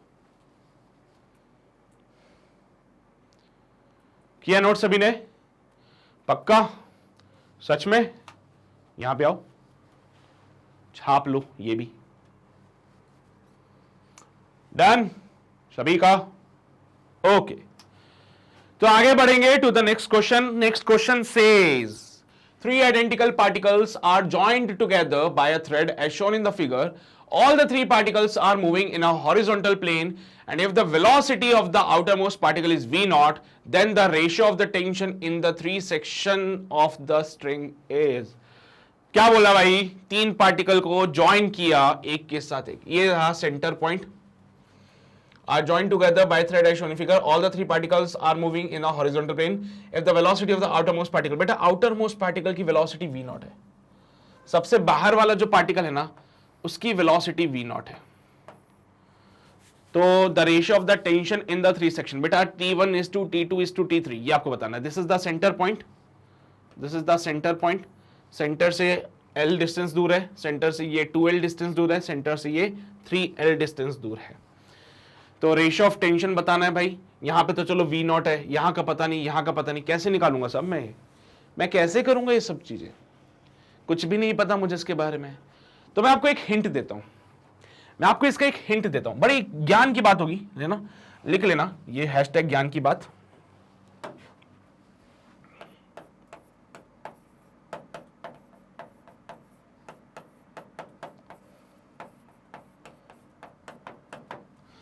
ज्ञान की बात लिखना सभी लोग। यहां से सेंटर से एक पार्टिकल आपने लगाया, इसी के साथ एक और पार्टिकल आपने बांध दिया, और ये दोनों पार्टिकल क्या कर रहे हैं? सर्कुलर मोशन कर रहे हैं। ये पार्टिकल क्या कर रहे हैं? सर्कुलर मोशन कर रहे हैं। ठीक है भाई, बढ़िया चल रही कहानी, मस्त एकदम। हाँ साहब, ये क्या कर रहे हैं? सर्कुलर मोशन कर रहे हैं। बेटा एक चीज देखो, क्योंकि ये एक दूसरे के साथ बंधे हुए हैं तो दोनों क्या एक साथ चक्कर काट के आएंगे वापस साथ में? Yes sir, since both particles are attached, particles are attached, therefore they complete one round together, they complete one round together।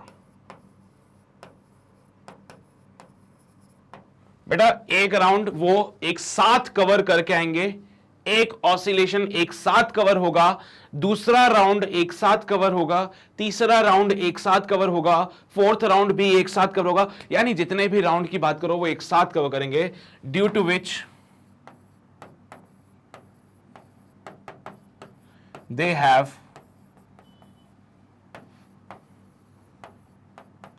Same time period.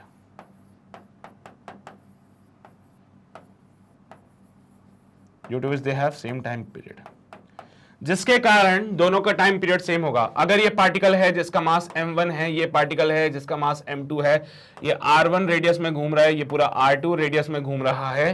बेटा डिस्टेंस पता है, ये r1 ये r2, यहां से सेंटर से मेजर कर रहे हैं सारी डिस्टेंस। तो इसका टाइम पीरियड अगर t है मेरे बच्चे, तो इसका भी टाइम पीरियड क्या हो जाएगा? t हो जाएगा, जिसके कारण दोनों के, क्योंकि दोनों साथ में एक चक्कर काट रहे हैं, और एक चक्कर काटने का जो टाइम होता है उसको कहते हैं टाइम पीरियड। क्योंकि दोनों साथ में है, दोनों अटैच्ड हैं, तो दोनों साथ में एक चक्कर काट के आएंगे, तो दोनों का टाइम पीरियड सेम होगा। बेटा दोनों का टाइम पीरियड सेम होने के कारण ओमेगा इक्वल्स टू 2π/t की कहानी से दोनों का ओमेगा भी सेम होगा।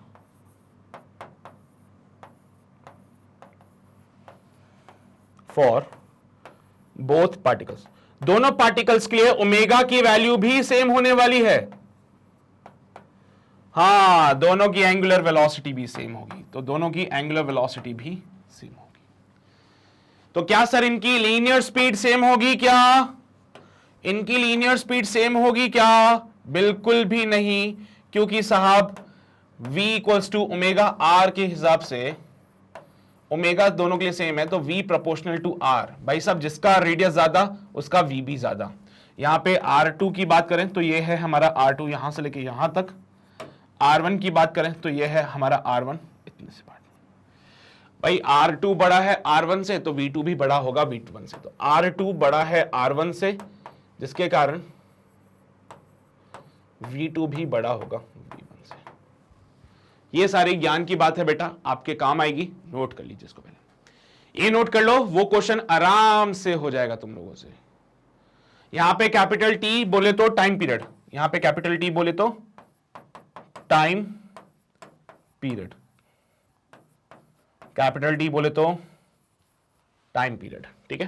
हाँ, दोनों का टाइम पीरियड सेम है, दोनों का टाइम पीरियड सेम है दोनों का टाइम पीरियड सेम, दोनों का ओमेगा सेम। तो भाई साहब अब तो क्वेश्चन हो पाएगा। अब आ जाओ वापस हमारे सवाल पे, वापस हमारे सवाल पे आ जाओ। देखो बेटा कैसे कर सकते हो इस क्वेश्चन को। This is the center point c, ठीक है, यहां पे सेंटर पॉइंट सी है, यहां से पार्टिकल को वेलोसिटी v नॉट दे दी गई है। क्या कर सकते हैं जोलो, क्या कर सकते हैं इसमें? क्या तीनों पार्टिकल अटैच्ड है? हाँ सब बिल्कुल, तीनों आइडेंटिकल पार्टिकल्स है जो कि जॉइंट है टुगेदर, यानी अटैच्ड है एक दूसरे के साथ, यानी कि तीनों पार्टिकल के लिए एंगुलर वेलोसिटी सेम है। Since all the three particles, all the three particles are joined together, all the three particles are joined together, they have same time period, they have same time period, same angular velocity,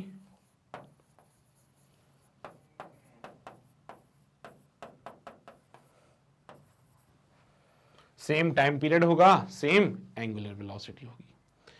भाई साहब same angular velocity, तो क्या मैं इनके लिए velocities निकाल सकता हूं, इनकी लीनियर वेलोसिटी? इसके पास लीनियर वेलोसिटी मान लो v1, इसके पास लीनियर वेलोसिटी मान लो v2, और इसके पास लीनियर वेलोसिटी उन्होंने बोला है v नॉट। क्वेश्चन में बोला है कि last particle the velocity of the outer most particle is v not. इसके पास एंगुलर वेलोसिटी ओमेगा, इसके पास एंगुलर वेलोसिटी ओमेगा, इसके पास भी एंगुलर वेलोसिटी ओमेगा। तो यहां से मैंने बोला ओमेगा की वैल्यू हो जाएगी v नॉट बाय 3l। बोलो सही बात है कि नहीं होगी? अरे बोलो कि सही बात है कि नहीं? आउटर मोस्ट पार्टिकल के लिए, for the particle c, for outer most particle,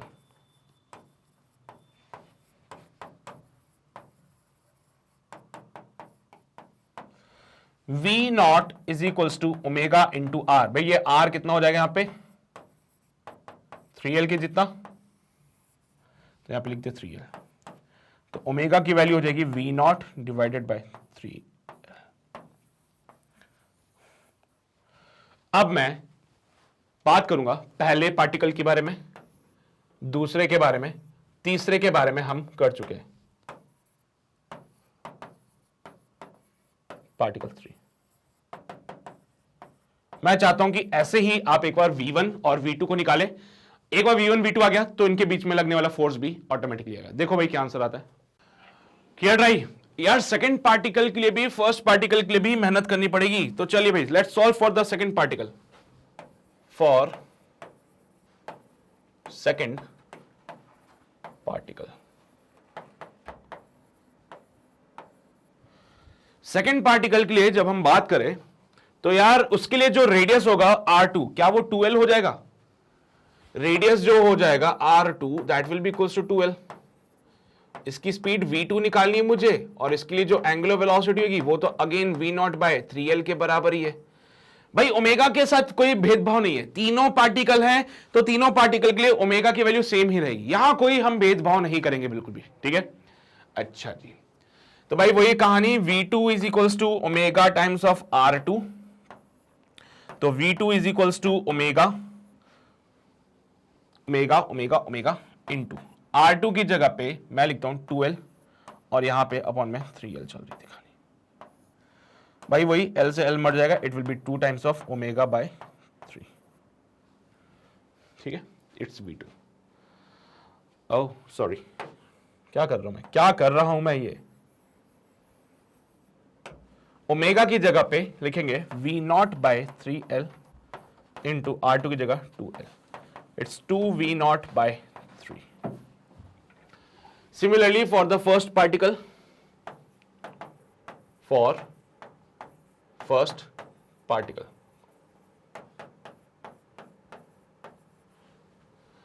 R जो रेडियस होगा बेटा वो L के बराबर हो जाएगा. V1 की जो वैल्यू है वो देखनी पड़ेगी हम लोगों को क्या है, और ओमेगा तो भाई साहब V0 बाय 3L चल ही रहा है. वही सब V1 equals to omega R1 कर दिया साहब हमने, तो V0 by 3L into L, V0 by 3 is V1. ठीक है, बहुत बढ़िया. अब आओ जरा चर्चा करते हैं कि क्या क्या फोर्स लग सकते थे पार्टिकल पे. दिस इज द सेंटर, पहला पार्टिकल, दूसरा पार्टिकल, तीसरा पार्टिकल. कौन से फ्रेम से बात करें? सेंट्रीफ्यूगल फोर्स को लेके सॉल्व कर लें क्या कहानी को.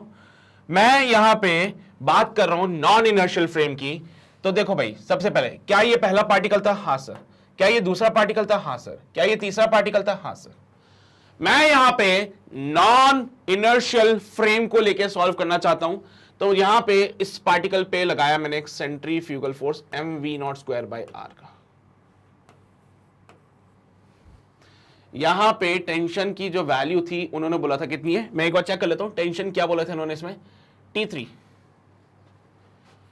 तो मैंने बोला यहां पे टेंशन T3 लगेगा, यहां पे भी टेंशन T3 लगेगा, यहां पे टेंशन T2 लगेगा, यहां पे भी टेंशन T2 लगेगा, यहां पे टेंशन T1 लगेगा, है ना. बहुत बढ़िया. एक बार बताओ, क्या सिर्फ थर्ड पार्टिकल पे ही सेंट्रीफ्यूगल फोर्स लगेगा? है नहीं तो सर सेकंड पार्टिकल पे भी सेंट्रीफ्यूगल फोर्स लगता है, mv2 का स्क्वायर बाय r2. पहले वाले पार्टिकल पे भी सेंट्रीफ्यूगल फोर्स लगता है, mv1 का स्क्वायर बाय r1. अच्छा, समझ गए? समझ रहे हो बेटा? मैंने यहां पे नॉन इनर्शियल फ्रेम से कंसीडर करते हुए चला है. मैं यहां पे नॉन इनर्शियल फ्रेम में रह के बातें करता हूं, तो सेंट्रीफ्यूगल फोर्स आ जाएगा. तुम्हारी इच्छा श्रद्धा, तुम्हें सेंट्रीपिटल से करना है तो बोलना साहब T3 mv0 square by r3 के बराबर होगा. यहां से T3 लगा, यहां पे T2 लगा. T3 का वैल्यू तुम्हें पता है तो T3 का वैल्यू यहां पुट करना. ये T2 will be equal to mv2 का स्क्वायर बाय r2 हो जाएगा. कोई फर्क नहीं पड़ता, ऐसा बात बराबर है. ठीक है. अच्छा, मैंने सेंट्रीफ्यूगल फोर्स की कहानी लगा दी. तो नॉन इनर्शियल फ्रेम से देख रहे थे, सेंट्रीफ्यूगल फोर्स बाहर की तरफ लगता है, अवे फ्रॉम द सेंटर. मैंने लगा दिया centrifugal force, centrifugal force, centrifugal force. Sir वो सेंट्रीपिटल से कैसे करेंगे वो भी मैं बताऊंगा, रुक जाओ भी, सबर करो. यहां पे देखो, तो for the third particle,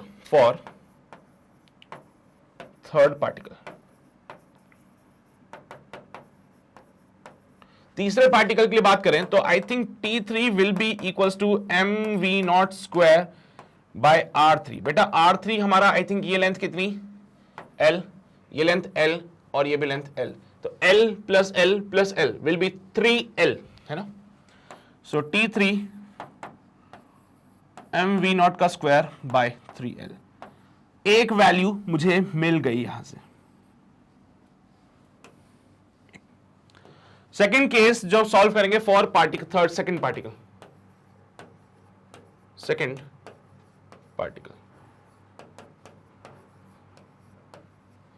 second particle के लिए अगर बात करें तो यहां देखो, एक फोर्स अंदर लग रहा है, एक फोर्स बाहर लग रहा है और एक अंदर लग रहा है. तो बेटा यहां से बोला T2 will be equals to T3 plus का mv2 का square by r2. So T2 will be equals to, बेटा T3 का वैल्यू तो निकाल लिया है ना, इसी वैल्यू को उठा के यहां पुट कर दें तो mv0 का square bye 3L plus m. यार v2 निकाला था तुम लोगों ने, कितना था? 2v0 का square bye 3L.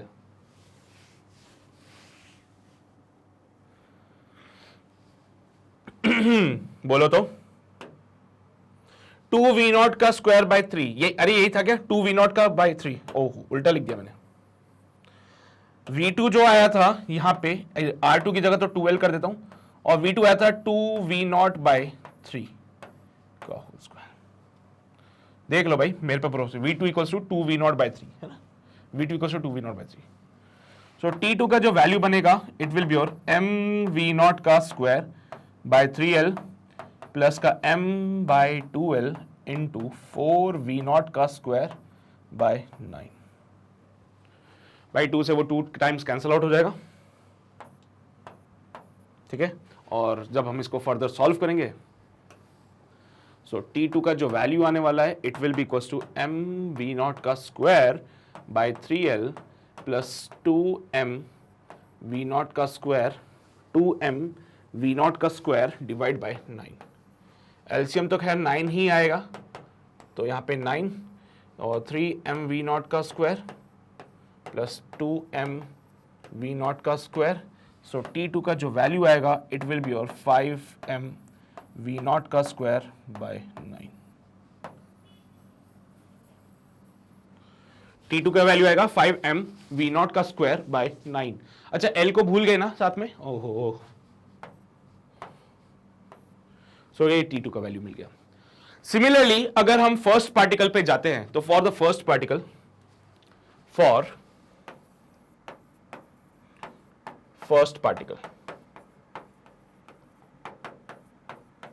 First particle के लिए सॉल्व की कहानी को, तो पहला पार्टिकल T1 इधर लग रहा है, T2 इधर लग रहा है, साथ में mv1 स्क्वायर बाय r1 लगेगा। सो T1 equals to T2 plus का mv1 का स्क्वायर बाय r1। बोलो जरा, T2 का वैल्यू कितना, 5mv0 स्क्वायर, 5mv0 का square bye 9L plus m divide by r1 की जगह L और v1 की जगह v0 का स्क्वायर बाय 9। v1 कितना आया था, v1 आया था v0/3, v1 आया था v0/3, स्क्वायर किया तो v0 का स्क्वायर बाय 9 हो जाएगा ये, तो यहां पे v0 का स्क्वायर बाय 9 हो गया। चलिए भाई साहब, बहुत ही मजा आ जाएगा। तो 5mv0 का स्क्वायर बाय 9L प्लस का mv0 का square bye 9L is the value of T1. So T1 comes out to be 6mv0 का स्क्वायर बाय 9L। सॉल्व करना है तो सॉल्व कर लेना, नहीं करना तो छोड़ दो यहाँ पे। सो ऐसे करके हमने वैल्यू निकाली T1 की, T2 की, T3 की। अब ये तो वो तरीका हो गया कि नॉन इनर्शियल फ्रेम से था। इनर्शियल फ्रेम से कैसे करें इसको? भाई ये क्वेश्चन आपको अलग अलग तरीके से सॉल्व करना आना चाहिए यार, अगर उसके और भी मेथड्स है तो वो भी पता होने चाहिए ना। तो ये तो कहानी हो गई नॉन इनर्शियल फ्रेम से, आपने सूडो फोर्स लगा लिया। What about the inertial frame, है ना? अब यार कुछ लोगों ने इनर्शियल फ्रेम से भी किया होगा, तो इनर्शियल फ्रेम से क्या अप्रोच हो सकती है इसकी, तो आओ जरा इनर्शियल फ्रेम का कॉन्सेप्ट भी बता दो जल्दी से। इसको फटाफट से करेंगे फिर अगले टॉपिक पे बढ़ते हैं अपने, है ना? इसको जल्दी से करेंगे फिर हम अपने अगले टॉपिक पर बढ़ेंगे। तो बेटा अगर यही चीजें आप इनर्शियल फ्रेम से देख रहे होते तो क्या होता? अगर ये सारी चीजें आप इनर्शियल फ्रेम से देखते तो क्या होता? तो हमने बोला साहब ये सेंटर, पहला पार्टिकल, दूसरा पार्टिकल, तीसरा पार्टिकल। अगर यही सारी कहानी इनर्शियल फ्रेम से चलाई होती तो बड़ी सिंपल सी बातें थी, कोई ज्यादा रॉकेट साइंस लगाने की जरूरत यहां पे भी नहीं है। हमने क्या बोला कि साहब यहां पे टेंशन T3, यहां पे भी टेंशन T3, यहां पे टेंशन T2, यहां से इधर की तरफ टेंशन T2, यहां पे टेंशन T1। अब जरा बात करते हैं ये centre for particle 3, for particle 3। बेटा थर्ड पार्टिकल पे इकलौता फोर्स लग रहा है वो है T3 this is acting towards the centre. तो क्या ये T3 सेंट्रीपिटल फोर्स है? हाँ सर बिल्कुल, यही T3 तो सेंट्रीपिटल फोर्स है। तो थर्ड पार्टिकल के लिए T3 बराबर है सेंट्रीपिटल फोर्स के, and it is given by mv0 square by r3।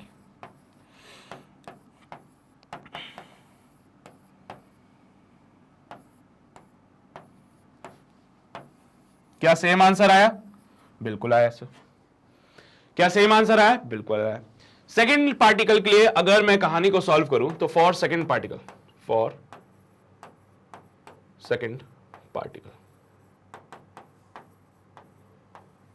हां जी, सेकेंड पार्टिकल पे एक फोर्स अंदर लग रहा है, एक फोर्स बाहर लग रहा है।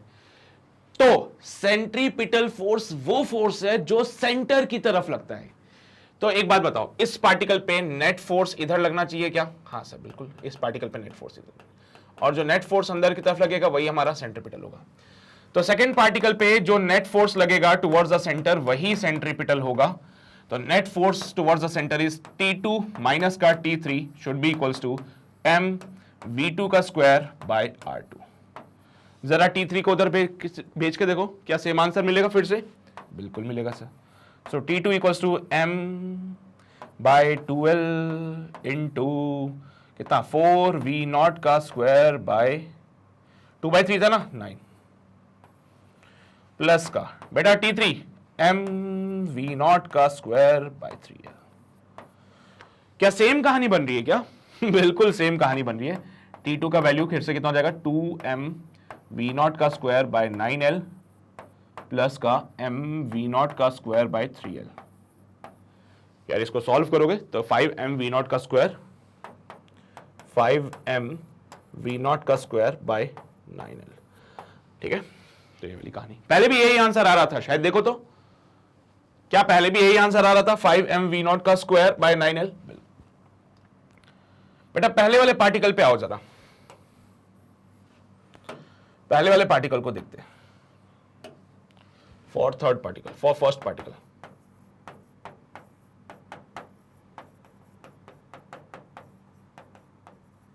अच्छा एक बात बताओ, क्या इस पार्टिकल पे भी एक नेट फोर्स लगना चाहिए जो टुवर्ड्स द सेंटर है?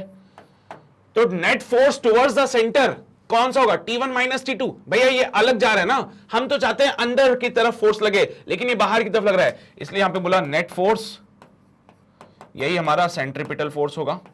सो T1 माइनस का T2 should be equals to m v1 का स्क्वायर बाय r1। सो T1 माइनस का 5m v0 का square bye 9l should be equals to m by l into v0 का square by 9। So T1 comes out to be 6m v0 का square by 9l। अलग अलग तरीके से देखो, कुछ बच्चे ऐसे होंगे जो इनर्शियल फ्रेम को समझते हैं, हमने इनर्शियल फ्रेम से समझा दिया। कुछ बच्चे ऐसे होते हैं जो नॉन इनर्शियल फ्रेम से समझते हैं, आपको नॉन इनर्शियल फ्रेम से समझा दिया। अब ये आपकी इच्छा श्रद्धा कि आप कौन से फ्रेम के हिसाब से अपने क्वेश्चन को सॉल्व करते हो। इस पे मैं कभी कुछ नहीं बोलूंगा तुम्हें कि तुम जबरदस्ती नहीं करूंगा कि यही करो यही करो यही करो, तुम्हारी मर्जी है बेटा इस पे, ठीक है? तुम्हारी इच्छा श्रद्धा, तुम्हें किसी भी मेथड से इसको सॉल्व करना है उसी मेथड से इसको सॉल्व करो। कुछ बच्चों ने दिमाग लगाया होगा सर आप खामखा आप ऐसे सॉल्व कर रहे थे, क्यों ना आप यहां पे ओमेगा के हिसाब से सॉल्व कर लेते। बात तो तब भी सही है, खामखा आप इसको ऐसे ओमेगा के सॉल्व कर रहे थे, v0 के टर्म्स में सॉल्व कर रहे थे, ओमेगा के टर्म्स में सॉल्व कर लेते, मजा आ जाता तब भी, है ना? वाले बात तो तुमने भी सही बोली। तो एक काम और हो सकता है कि इसी क्वेश्चन को आप v के टर्म्स में ना करके ओमेगा के टर्म्स में भी कर सकते हो। अल्टीमेटली चाहिए क्या हमें? अल्टीमेटली हम चाहते क्या है? इनका रेशो। अल्टीमेटली हमें क्या चाहिए? इनका रेशो। तो इनका रेशो कैसे मिलेगा बेटा? T1 is to T2 is to T3। हाँ जी बेटा, T1 की जगह पे मैं पुट करता हूं 6m v0 square by 9l, 6m v0 square by 9l is to 5m v0 square by 9l is to m v0 square by 3l। पहली बात तो m v0 square by l, m v0 square by l, m v0 square by l मिल जाएगा। तो 6 by 9 is to 5 by 9 is to 1 by 3। भाई पूरे part को 9 से multiply करो, 6 is to 5 is to 9 by 3 by 3 3 9 होते हैं, तो 6 is to 5 is to 3।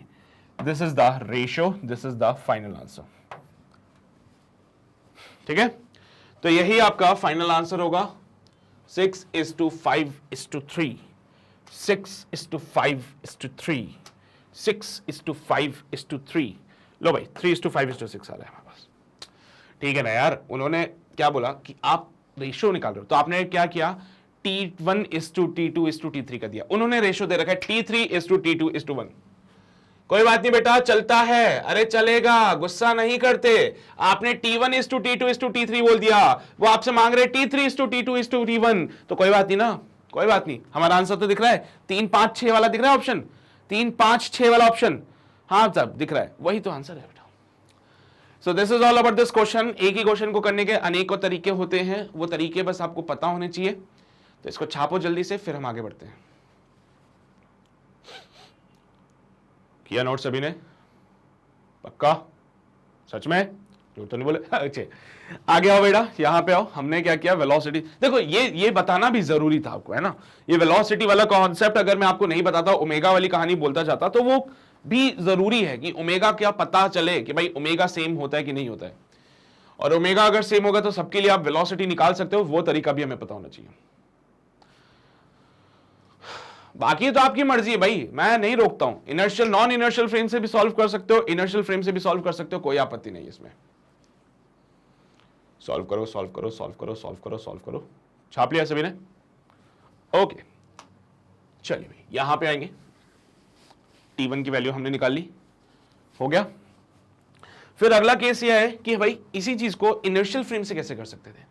Inertial में तो कोई सेंट्रीफ्यूगल फोर्स नहीं होता, सिर्फ होता है तो सेंट्रीपिटल फोर्स होता है। तो हमने बोला ठीक है भाई, सेंट्रीफ्यूगल नहीं होता ना, सेंट्रीपिटल होता ना, लो भाई सेंट्रीपिटल से कर दिया, हो गया। चलिए, अब अल्टीमेटली हमें इनका रेशियो निकालना था, तो रेशियो निकाल के this is the final answer. क्योंकि अल्टीमेटली हमें इनका रेशियो निकालना था। आप किसी भी मेथड से बस T1 T2 T3 की वैल्यू निकाल लो, तो उनका रेशियो आपको मिल जाएगा 6:5:3। अगर आप T1:T2:T3 करते हैं, अगर आप T3:T2:T1 करेंगे तो 3:5:6 आ जाएगा फिर, ठीक है। छाप लो, हो गया।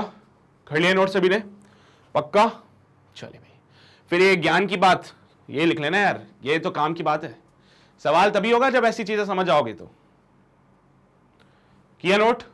Okay, so now let's move on to the next topic, circular turning on the road. आज इस टॉपिक का एक छोटा सा प्यारा सा इंट्रोडक्शन दूंगा, फिर इससे रिलेटेड जो जबरन बातें होंगी उसको हम अपने अगले लेक्चर में करेंगे, ठीक है।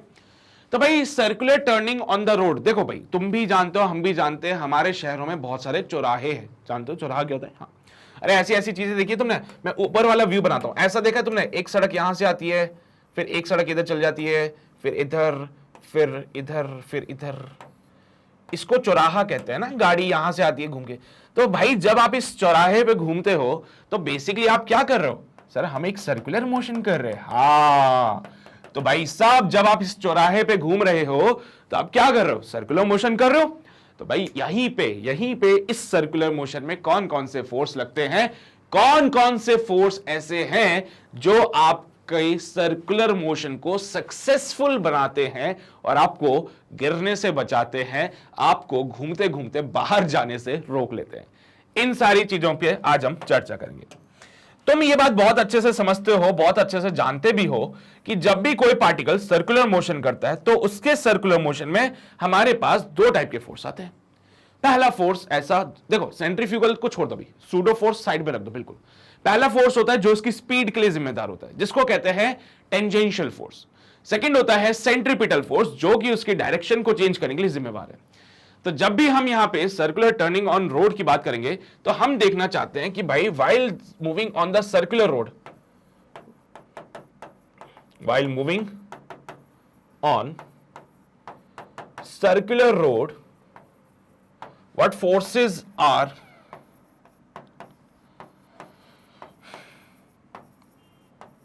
acting towards the center, acting towards center। Centre की तरफ लगने वाले कौन से फोर्सेस हैं भाई? ठीक है, सेंटर की तरफ लगने वाले कौन से फोर्स है? अभी जैसे तुमने ये देखा होगा, कार रेसिंग होती है तो इनकी जो टर्निंग होती है, इसमें तो क्या होता है, सड़क को ऐसे बैंक करते हैं, टेढ़ा कर देते हैं। सड़क कैसी होती है? ऐसे सीधी हॉरिजॉन्टल सड़क होती है ना, लेकिन जब आप स्पीड पे जाते हो तो आपने देखो कि सड़क को ऐसे थोड़ी सी टिल्ट कर देते हैं ताकि गाड़ी ऐसे घूमती हुई जाती है पूरी मस्त।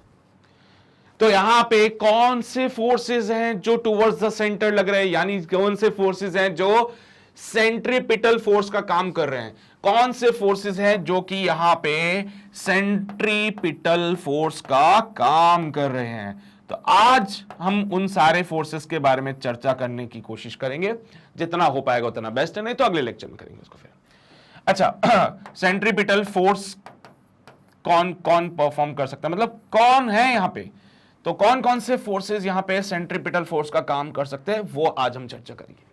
तो सबसे पहली चीज, जब भी कोई गाड़ी सर्कुलर टर्निंग करती है तो वहां पे टर्निंग किस किस की वजह से हो सकती है? तो यहां पे सबसे पहला केस आता है बेटा, required centripetal force which is provided by the friction only. अगर गाड़ी घूम रही है और सिर्फ फ्रिक्शन लग रहा है तो ये फ्रिक्शन बिहेव करेगा एज अ सेंट्रीपिटल फोर्स। किसकी तरह बिहेव करेगा? As a centripetal force. Second case होता है बेटा बैंकिंग ऑफ रोड। बेटा ये वाले केस तभी होता है जब आप हॉरिजॉन्टल रोड पे टर्न करते हो, तो ये तभी केस पॉसिबल है जब आप हॉरिजॉन्टल रोड पे टर्निंग कर रहे हो, तो वहां पे फ्रिक्शन की कहानी होती है। बट क्या होता है कि कभी कभार हम इतनी हायर स्पीड पे होते हैं कि फ्रिक्शन हमें बचा नहीं पाता मुड़ने से। ऐसे टाइम पे हमने एक और दिमाग लगाया, हम करते हैं बैंकिंग ऑफ रोड। सब बैंकिंग मतलब अकाउंट वगैरह खुलवाना है? नहीं बेटा, ये वो वाली बैंकिंग नहीं है। बैंकिंग मतलब यहां पे हम रोड को बेंड कर देते हैं। सॉरी, बेंड बोलना अच्छा नहीं रहेगा, टिल्ट बोलना सही रहेगा। हम रोड को टिल्ट कर देते हैं। यहां पे टिल्ट मतलब ऐसे, बस रोड हॉरिजॉन्टल होता है, हमने बोला रोड को ऐसे टिल्ट कर दो थोड़ा सा, समझो, रोड बिल्कुल हॉरिजॉन्टल होता है, इस रोड को टिल्ट कर दिया तो गाड़ी कोई भी आती है तो ऐसे घूमती है बिल्कुल।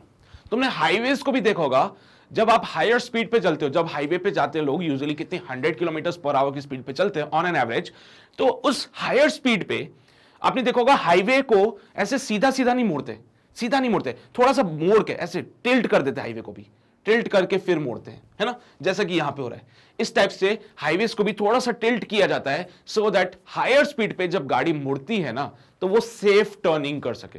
तो हमारा यहां पे मेन मकसद यही है कि हम देखेंगे कि भाई सेफ टर्निंग कैसे हो सकती है। तो हमारा टारगेट क्या रहेगा बेटा यहां पे, कि हम ये देखना चाहते हैं कि सेफ टर्निंग कैसे हो सकती है, क्या क्या फोर्सेस लग सकते हैं। जैसे कि पहला फोर्स हमने देखा सेंट्रीपिटल फोर्स, जो हमें सेफ टर्निंग करवा सकता है। दूसरा केस हमने देखा कि हम सड़क को टिल्ट कर देंगे, तो सड़क हमारी ऐसे हॉरिजॉन्टल होती है, हमने बोला सड़क को टिल्ट कर दो, तो हम सड़क को ऐसे उठा देते हैं। हॉरिजॉन्टल से आपने सड़क को ऐसे उठा दिया, this is known as banking of road. अब इस रोड पे गाड़ी कुछ इस प्रकार से रहेगी बेटा,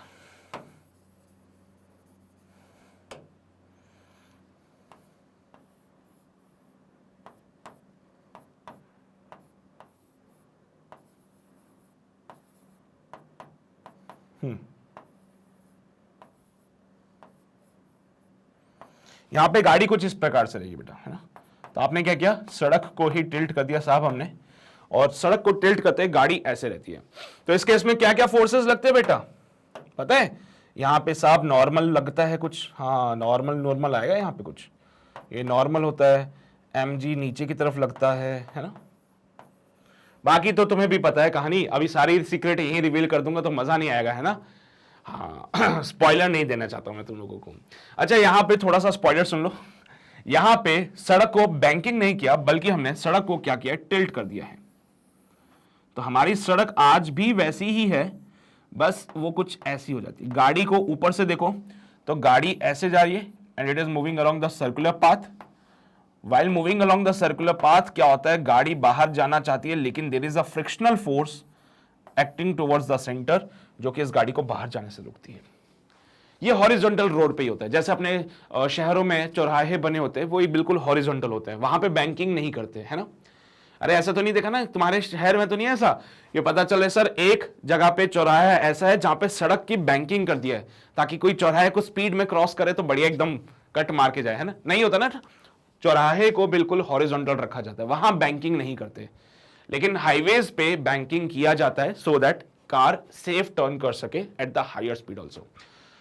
बेटा ये सारी चीजें तो चलो हमने समझ ली, लेकिन असल में दुनिया में जो पॉसिबिलिटीज होती है वहां पे हमें दोनों की मदद लेनी पड़ती है। कभी भी ऐसा नहीं होगा कि सर अगर फ्रिक्शन काम नहीं करा तो बैंकिंग से काम कराएंगे, यहां पे फ्रिक्शन नहीं होगा। भाई फ्रिक्शन सब जगह होता है। तो this is actually the possible case, है ना, जहां पे ऐसा सिनेरियो बनेगा जिसमें कि फ्रिक्शन और बैंकिंग दोनों आएंगे। मतलब इन दोनों को मिला दो, इन दोनों को मिला दो तो ये कहानी कुछ इस प्रकार से बनेगी। इन दोनों को मिला दिया तो यहां पे सड़क की बैंकिंग कर दी, यहां पे गाड़ी,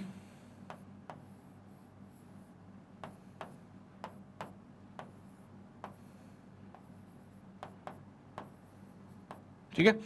क्या होता है बेटा इस केस में, जैसे गाड़ी घूम रही है, अगर गाड़ी की स्पीड कम होगी तो नीचे की तरफ आ जाएगी, तो हो सकता है फ्रिक्शन या तो इधर लग जाए, है ना, नॉर्मल इधर लग जाए, तो नॉर्मल के कंपोनेंट्स वगैरह करेंगे, फ्रिक्शन के कंपोनेंट्स वगैरह करेंगे, तो ये एक पॉसिबिलिटी बनती है बेटा। तो वो पॉसिबल केस है जो हमारे रियल लाइफ में हो सकता है कि भाई हाँ बिल्कुल सही बोल रहे हो, गाड़ी जब चलती है तो टायर और रोड के बीच में फ्रिक्शन होता है, साथ ही साथ हाईवेज पे बैंकिंग भी होती है। तो बैंकिंग जिसमें फ्रिक्शन भी लग रहा है, ये हमारा रियल केस पॉसिबिलिटीज वाला होता है बेटा। बाकी बैंकिंग अकेला कर दो तो भी मजा नहीं आएगा, फ्रिक्शन की तो जरूरत तब भी पड़ती है, बट हां इसको इंडिविजुअल केस पढ़ेंगे। ऐसा ही same case bending of cyclist का भी आता है। सेम केस आता है बेटा बेंडिंग ऑफ साइक्लिस्ट। हो सकता है यहां पे ना पढ़ाऊं, अगले चैप्टर में पढ़ाऊं, लेकिन सेम केस है, सेम रिजल्ट्स आएंगे बेटा। बेंडिंग ऑफ साइक्लिस्ट या फिर मोटरसाइक्लिस्ट, क्या होता है मोटरसाइकिल वाला टुक टुक टुक टुक टुक, बुलेट नहीं है, अच्छा सॉरी बुलेट नहीं, फिर क्या होता है टर्न लेना है, ऐसे ऐसे बेंड करते हो गाड़ी को, करते हो ना बेंड, हाँ टर्न लेने के लिए, सेफ टर्निंग के लिए हम इसको बेंड करते हैं। तो पूछता भाई कितने एंगल पे हम बेंड हो जाएं, कितने एंगल पे हम बेंड हो जाएं कि सेफ टर्निंग कर सके, है ना। तो ये सारी बातें होगी हमारे अगले लेक्चर में। क्लियर रहेगी बातें, सभी को समझ आया ना बेटा, पॉसिबिलिटी समझते हो ना। तो हर एक केस में हमारा जो मकसद होगा वो सिर्फ इतना सा होगा कि हम करें सेफ टर्निंग। हम क्या करें, सेफ टर्निंग। तो इनकी जो डिटेल्ड वर्जन्स हैं, इनके जो डिटेल्ड वर्जन है वो हम अपने अगले लेक्चर में करेंगे। तब तक लिए इतना सा पार्ट नोट करो ताकि अगले लेक्चर में पुरानी बातें थोड़ी बहुत रिकॉल करा सको। पहले छाप लो इसको जल्दी से, इसको छाप लो जल्दी से।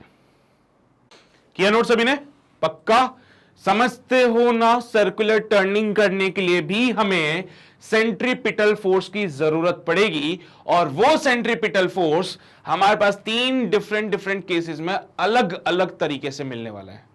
तो क्या होगा, कैसे होगा, सारी बातें हम अपने अगले लेक्चर में करेंगे। फ्रिक्शन बैंकिंग और फ्रिक्शन एंड बैंकिंग दोनों का केस करेंगे। तो बेटा आज के लेक्चर में जो बातें मैंने आपको बताई हैं, जो कॉन्सेप्ट्स मैंने आपको सिखाए हैं, उम्मीद करता हूं वो आपको सारे अच्छे तरीके से समझ आए होंगे। फिर भी अगर किसी पार्ट में कोई डाउट रहता है, वीडियो को दोबारा देखो। वीडियो दोबारा देखने के लिए आप हमारे ऑफिशियल वेबसाइट www.magnetbrains.com पे जाइए। जैसे आप पेज पे जाएंगे बेटा इसी प्रकार का एक आपको पेज मिल जाएगा। अच्छा अब सुनो, करना इतना सा है कि उसमें IIT JEE में जाना। IIT JEE पे जैसे जाओगे तो वहां पे मेरे लेक्चर मिल जाएंगे। मेरे लेक्चर पे जैसे क्लिक करोगे तो वहां पे सारे चैप्टर जितने अभी तक मैं कवर करवा चुका हूं, हर एक चैप्टर के सारे वीडियोस, DPPs, वीडियो सॉल्यूशंस, हर एक चीज अवेलेबल है। तो वहां जाइए, अपनी जो भी रेस्पेक्टिव वीडियो है उसको देखिए और अपने डाउट्स को क्लियर कीजिए, ये जरूरी है, ठीक है। बाकी PDF आपको वहीं पे मिल जाएगा DPP का, वो भी आप वहीं से डाउनलोड कर लीजिए। इनकेस कोई डाउट आएगा तो उसका सॉल्यूशन भी आपको वहीं प्रोवाइड करा देंगे, तो बिल्कुल चिंता मत करना इन सब चीजों की, ठीक है। बाकी हाँ, आपका कोई भाई बंधु सगा सहेली अगर किसी और प्रिपरेशन कर रहा है, किसी और एग्जाम के लिए प्रिपेयर कर रहे हैं, तो उनको भी रिकमेंड कर सकते हो, उनको भी बोल सकते हो कि भाई साहब हमारे पास इतने सारे कोर्सेज हैं जो कि उनके लिए फायदेमंद हो सकते हैं, और ये सारे के सारे कोर्सेज एब्सोल्युटली फ्री रहेंगे, ठीक है। तो मेक श्योर इन सब बातों का थोड़ा सा ध्यान रखिएगा। और हाँ, चैनल पे अगर नए हो सो मेक श्योर चैनल को सब्सक्राइब कर लेना। वो जो लाल बटन दिख रहा है उसको दबा देना, उसके बगल में जो घंटा है उसको भी बजा देना, सो दैट कोई नोटिफिकेशन मिस ना हो सके। बाकी अपने दोस्तों तक सेशन जरूर पहुंचा देना, उनको बोल देना कि भाई अगर JEE की प्रिपरेशन कर रहे हो so magnet brains is the best solution for this. और सेशन तो पसंद आया होगा, सेशन पसंद आया तो लाइक जरूर कर देना। और बस इतनी ही कहानी हमारे आज के इस अमेजिंग सेशन की। मिलते हैं अगले सेशन में जहां पे सर्कुलर टर्निंग ऑन रोड पे हम बात करेंगे। तब तक अपना ध्यान रखिए, पढ़ाई करते रहिए। All the very best.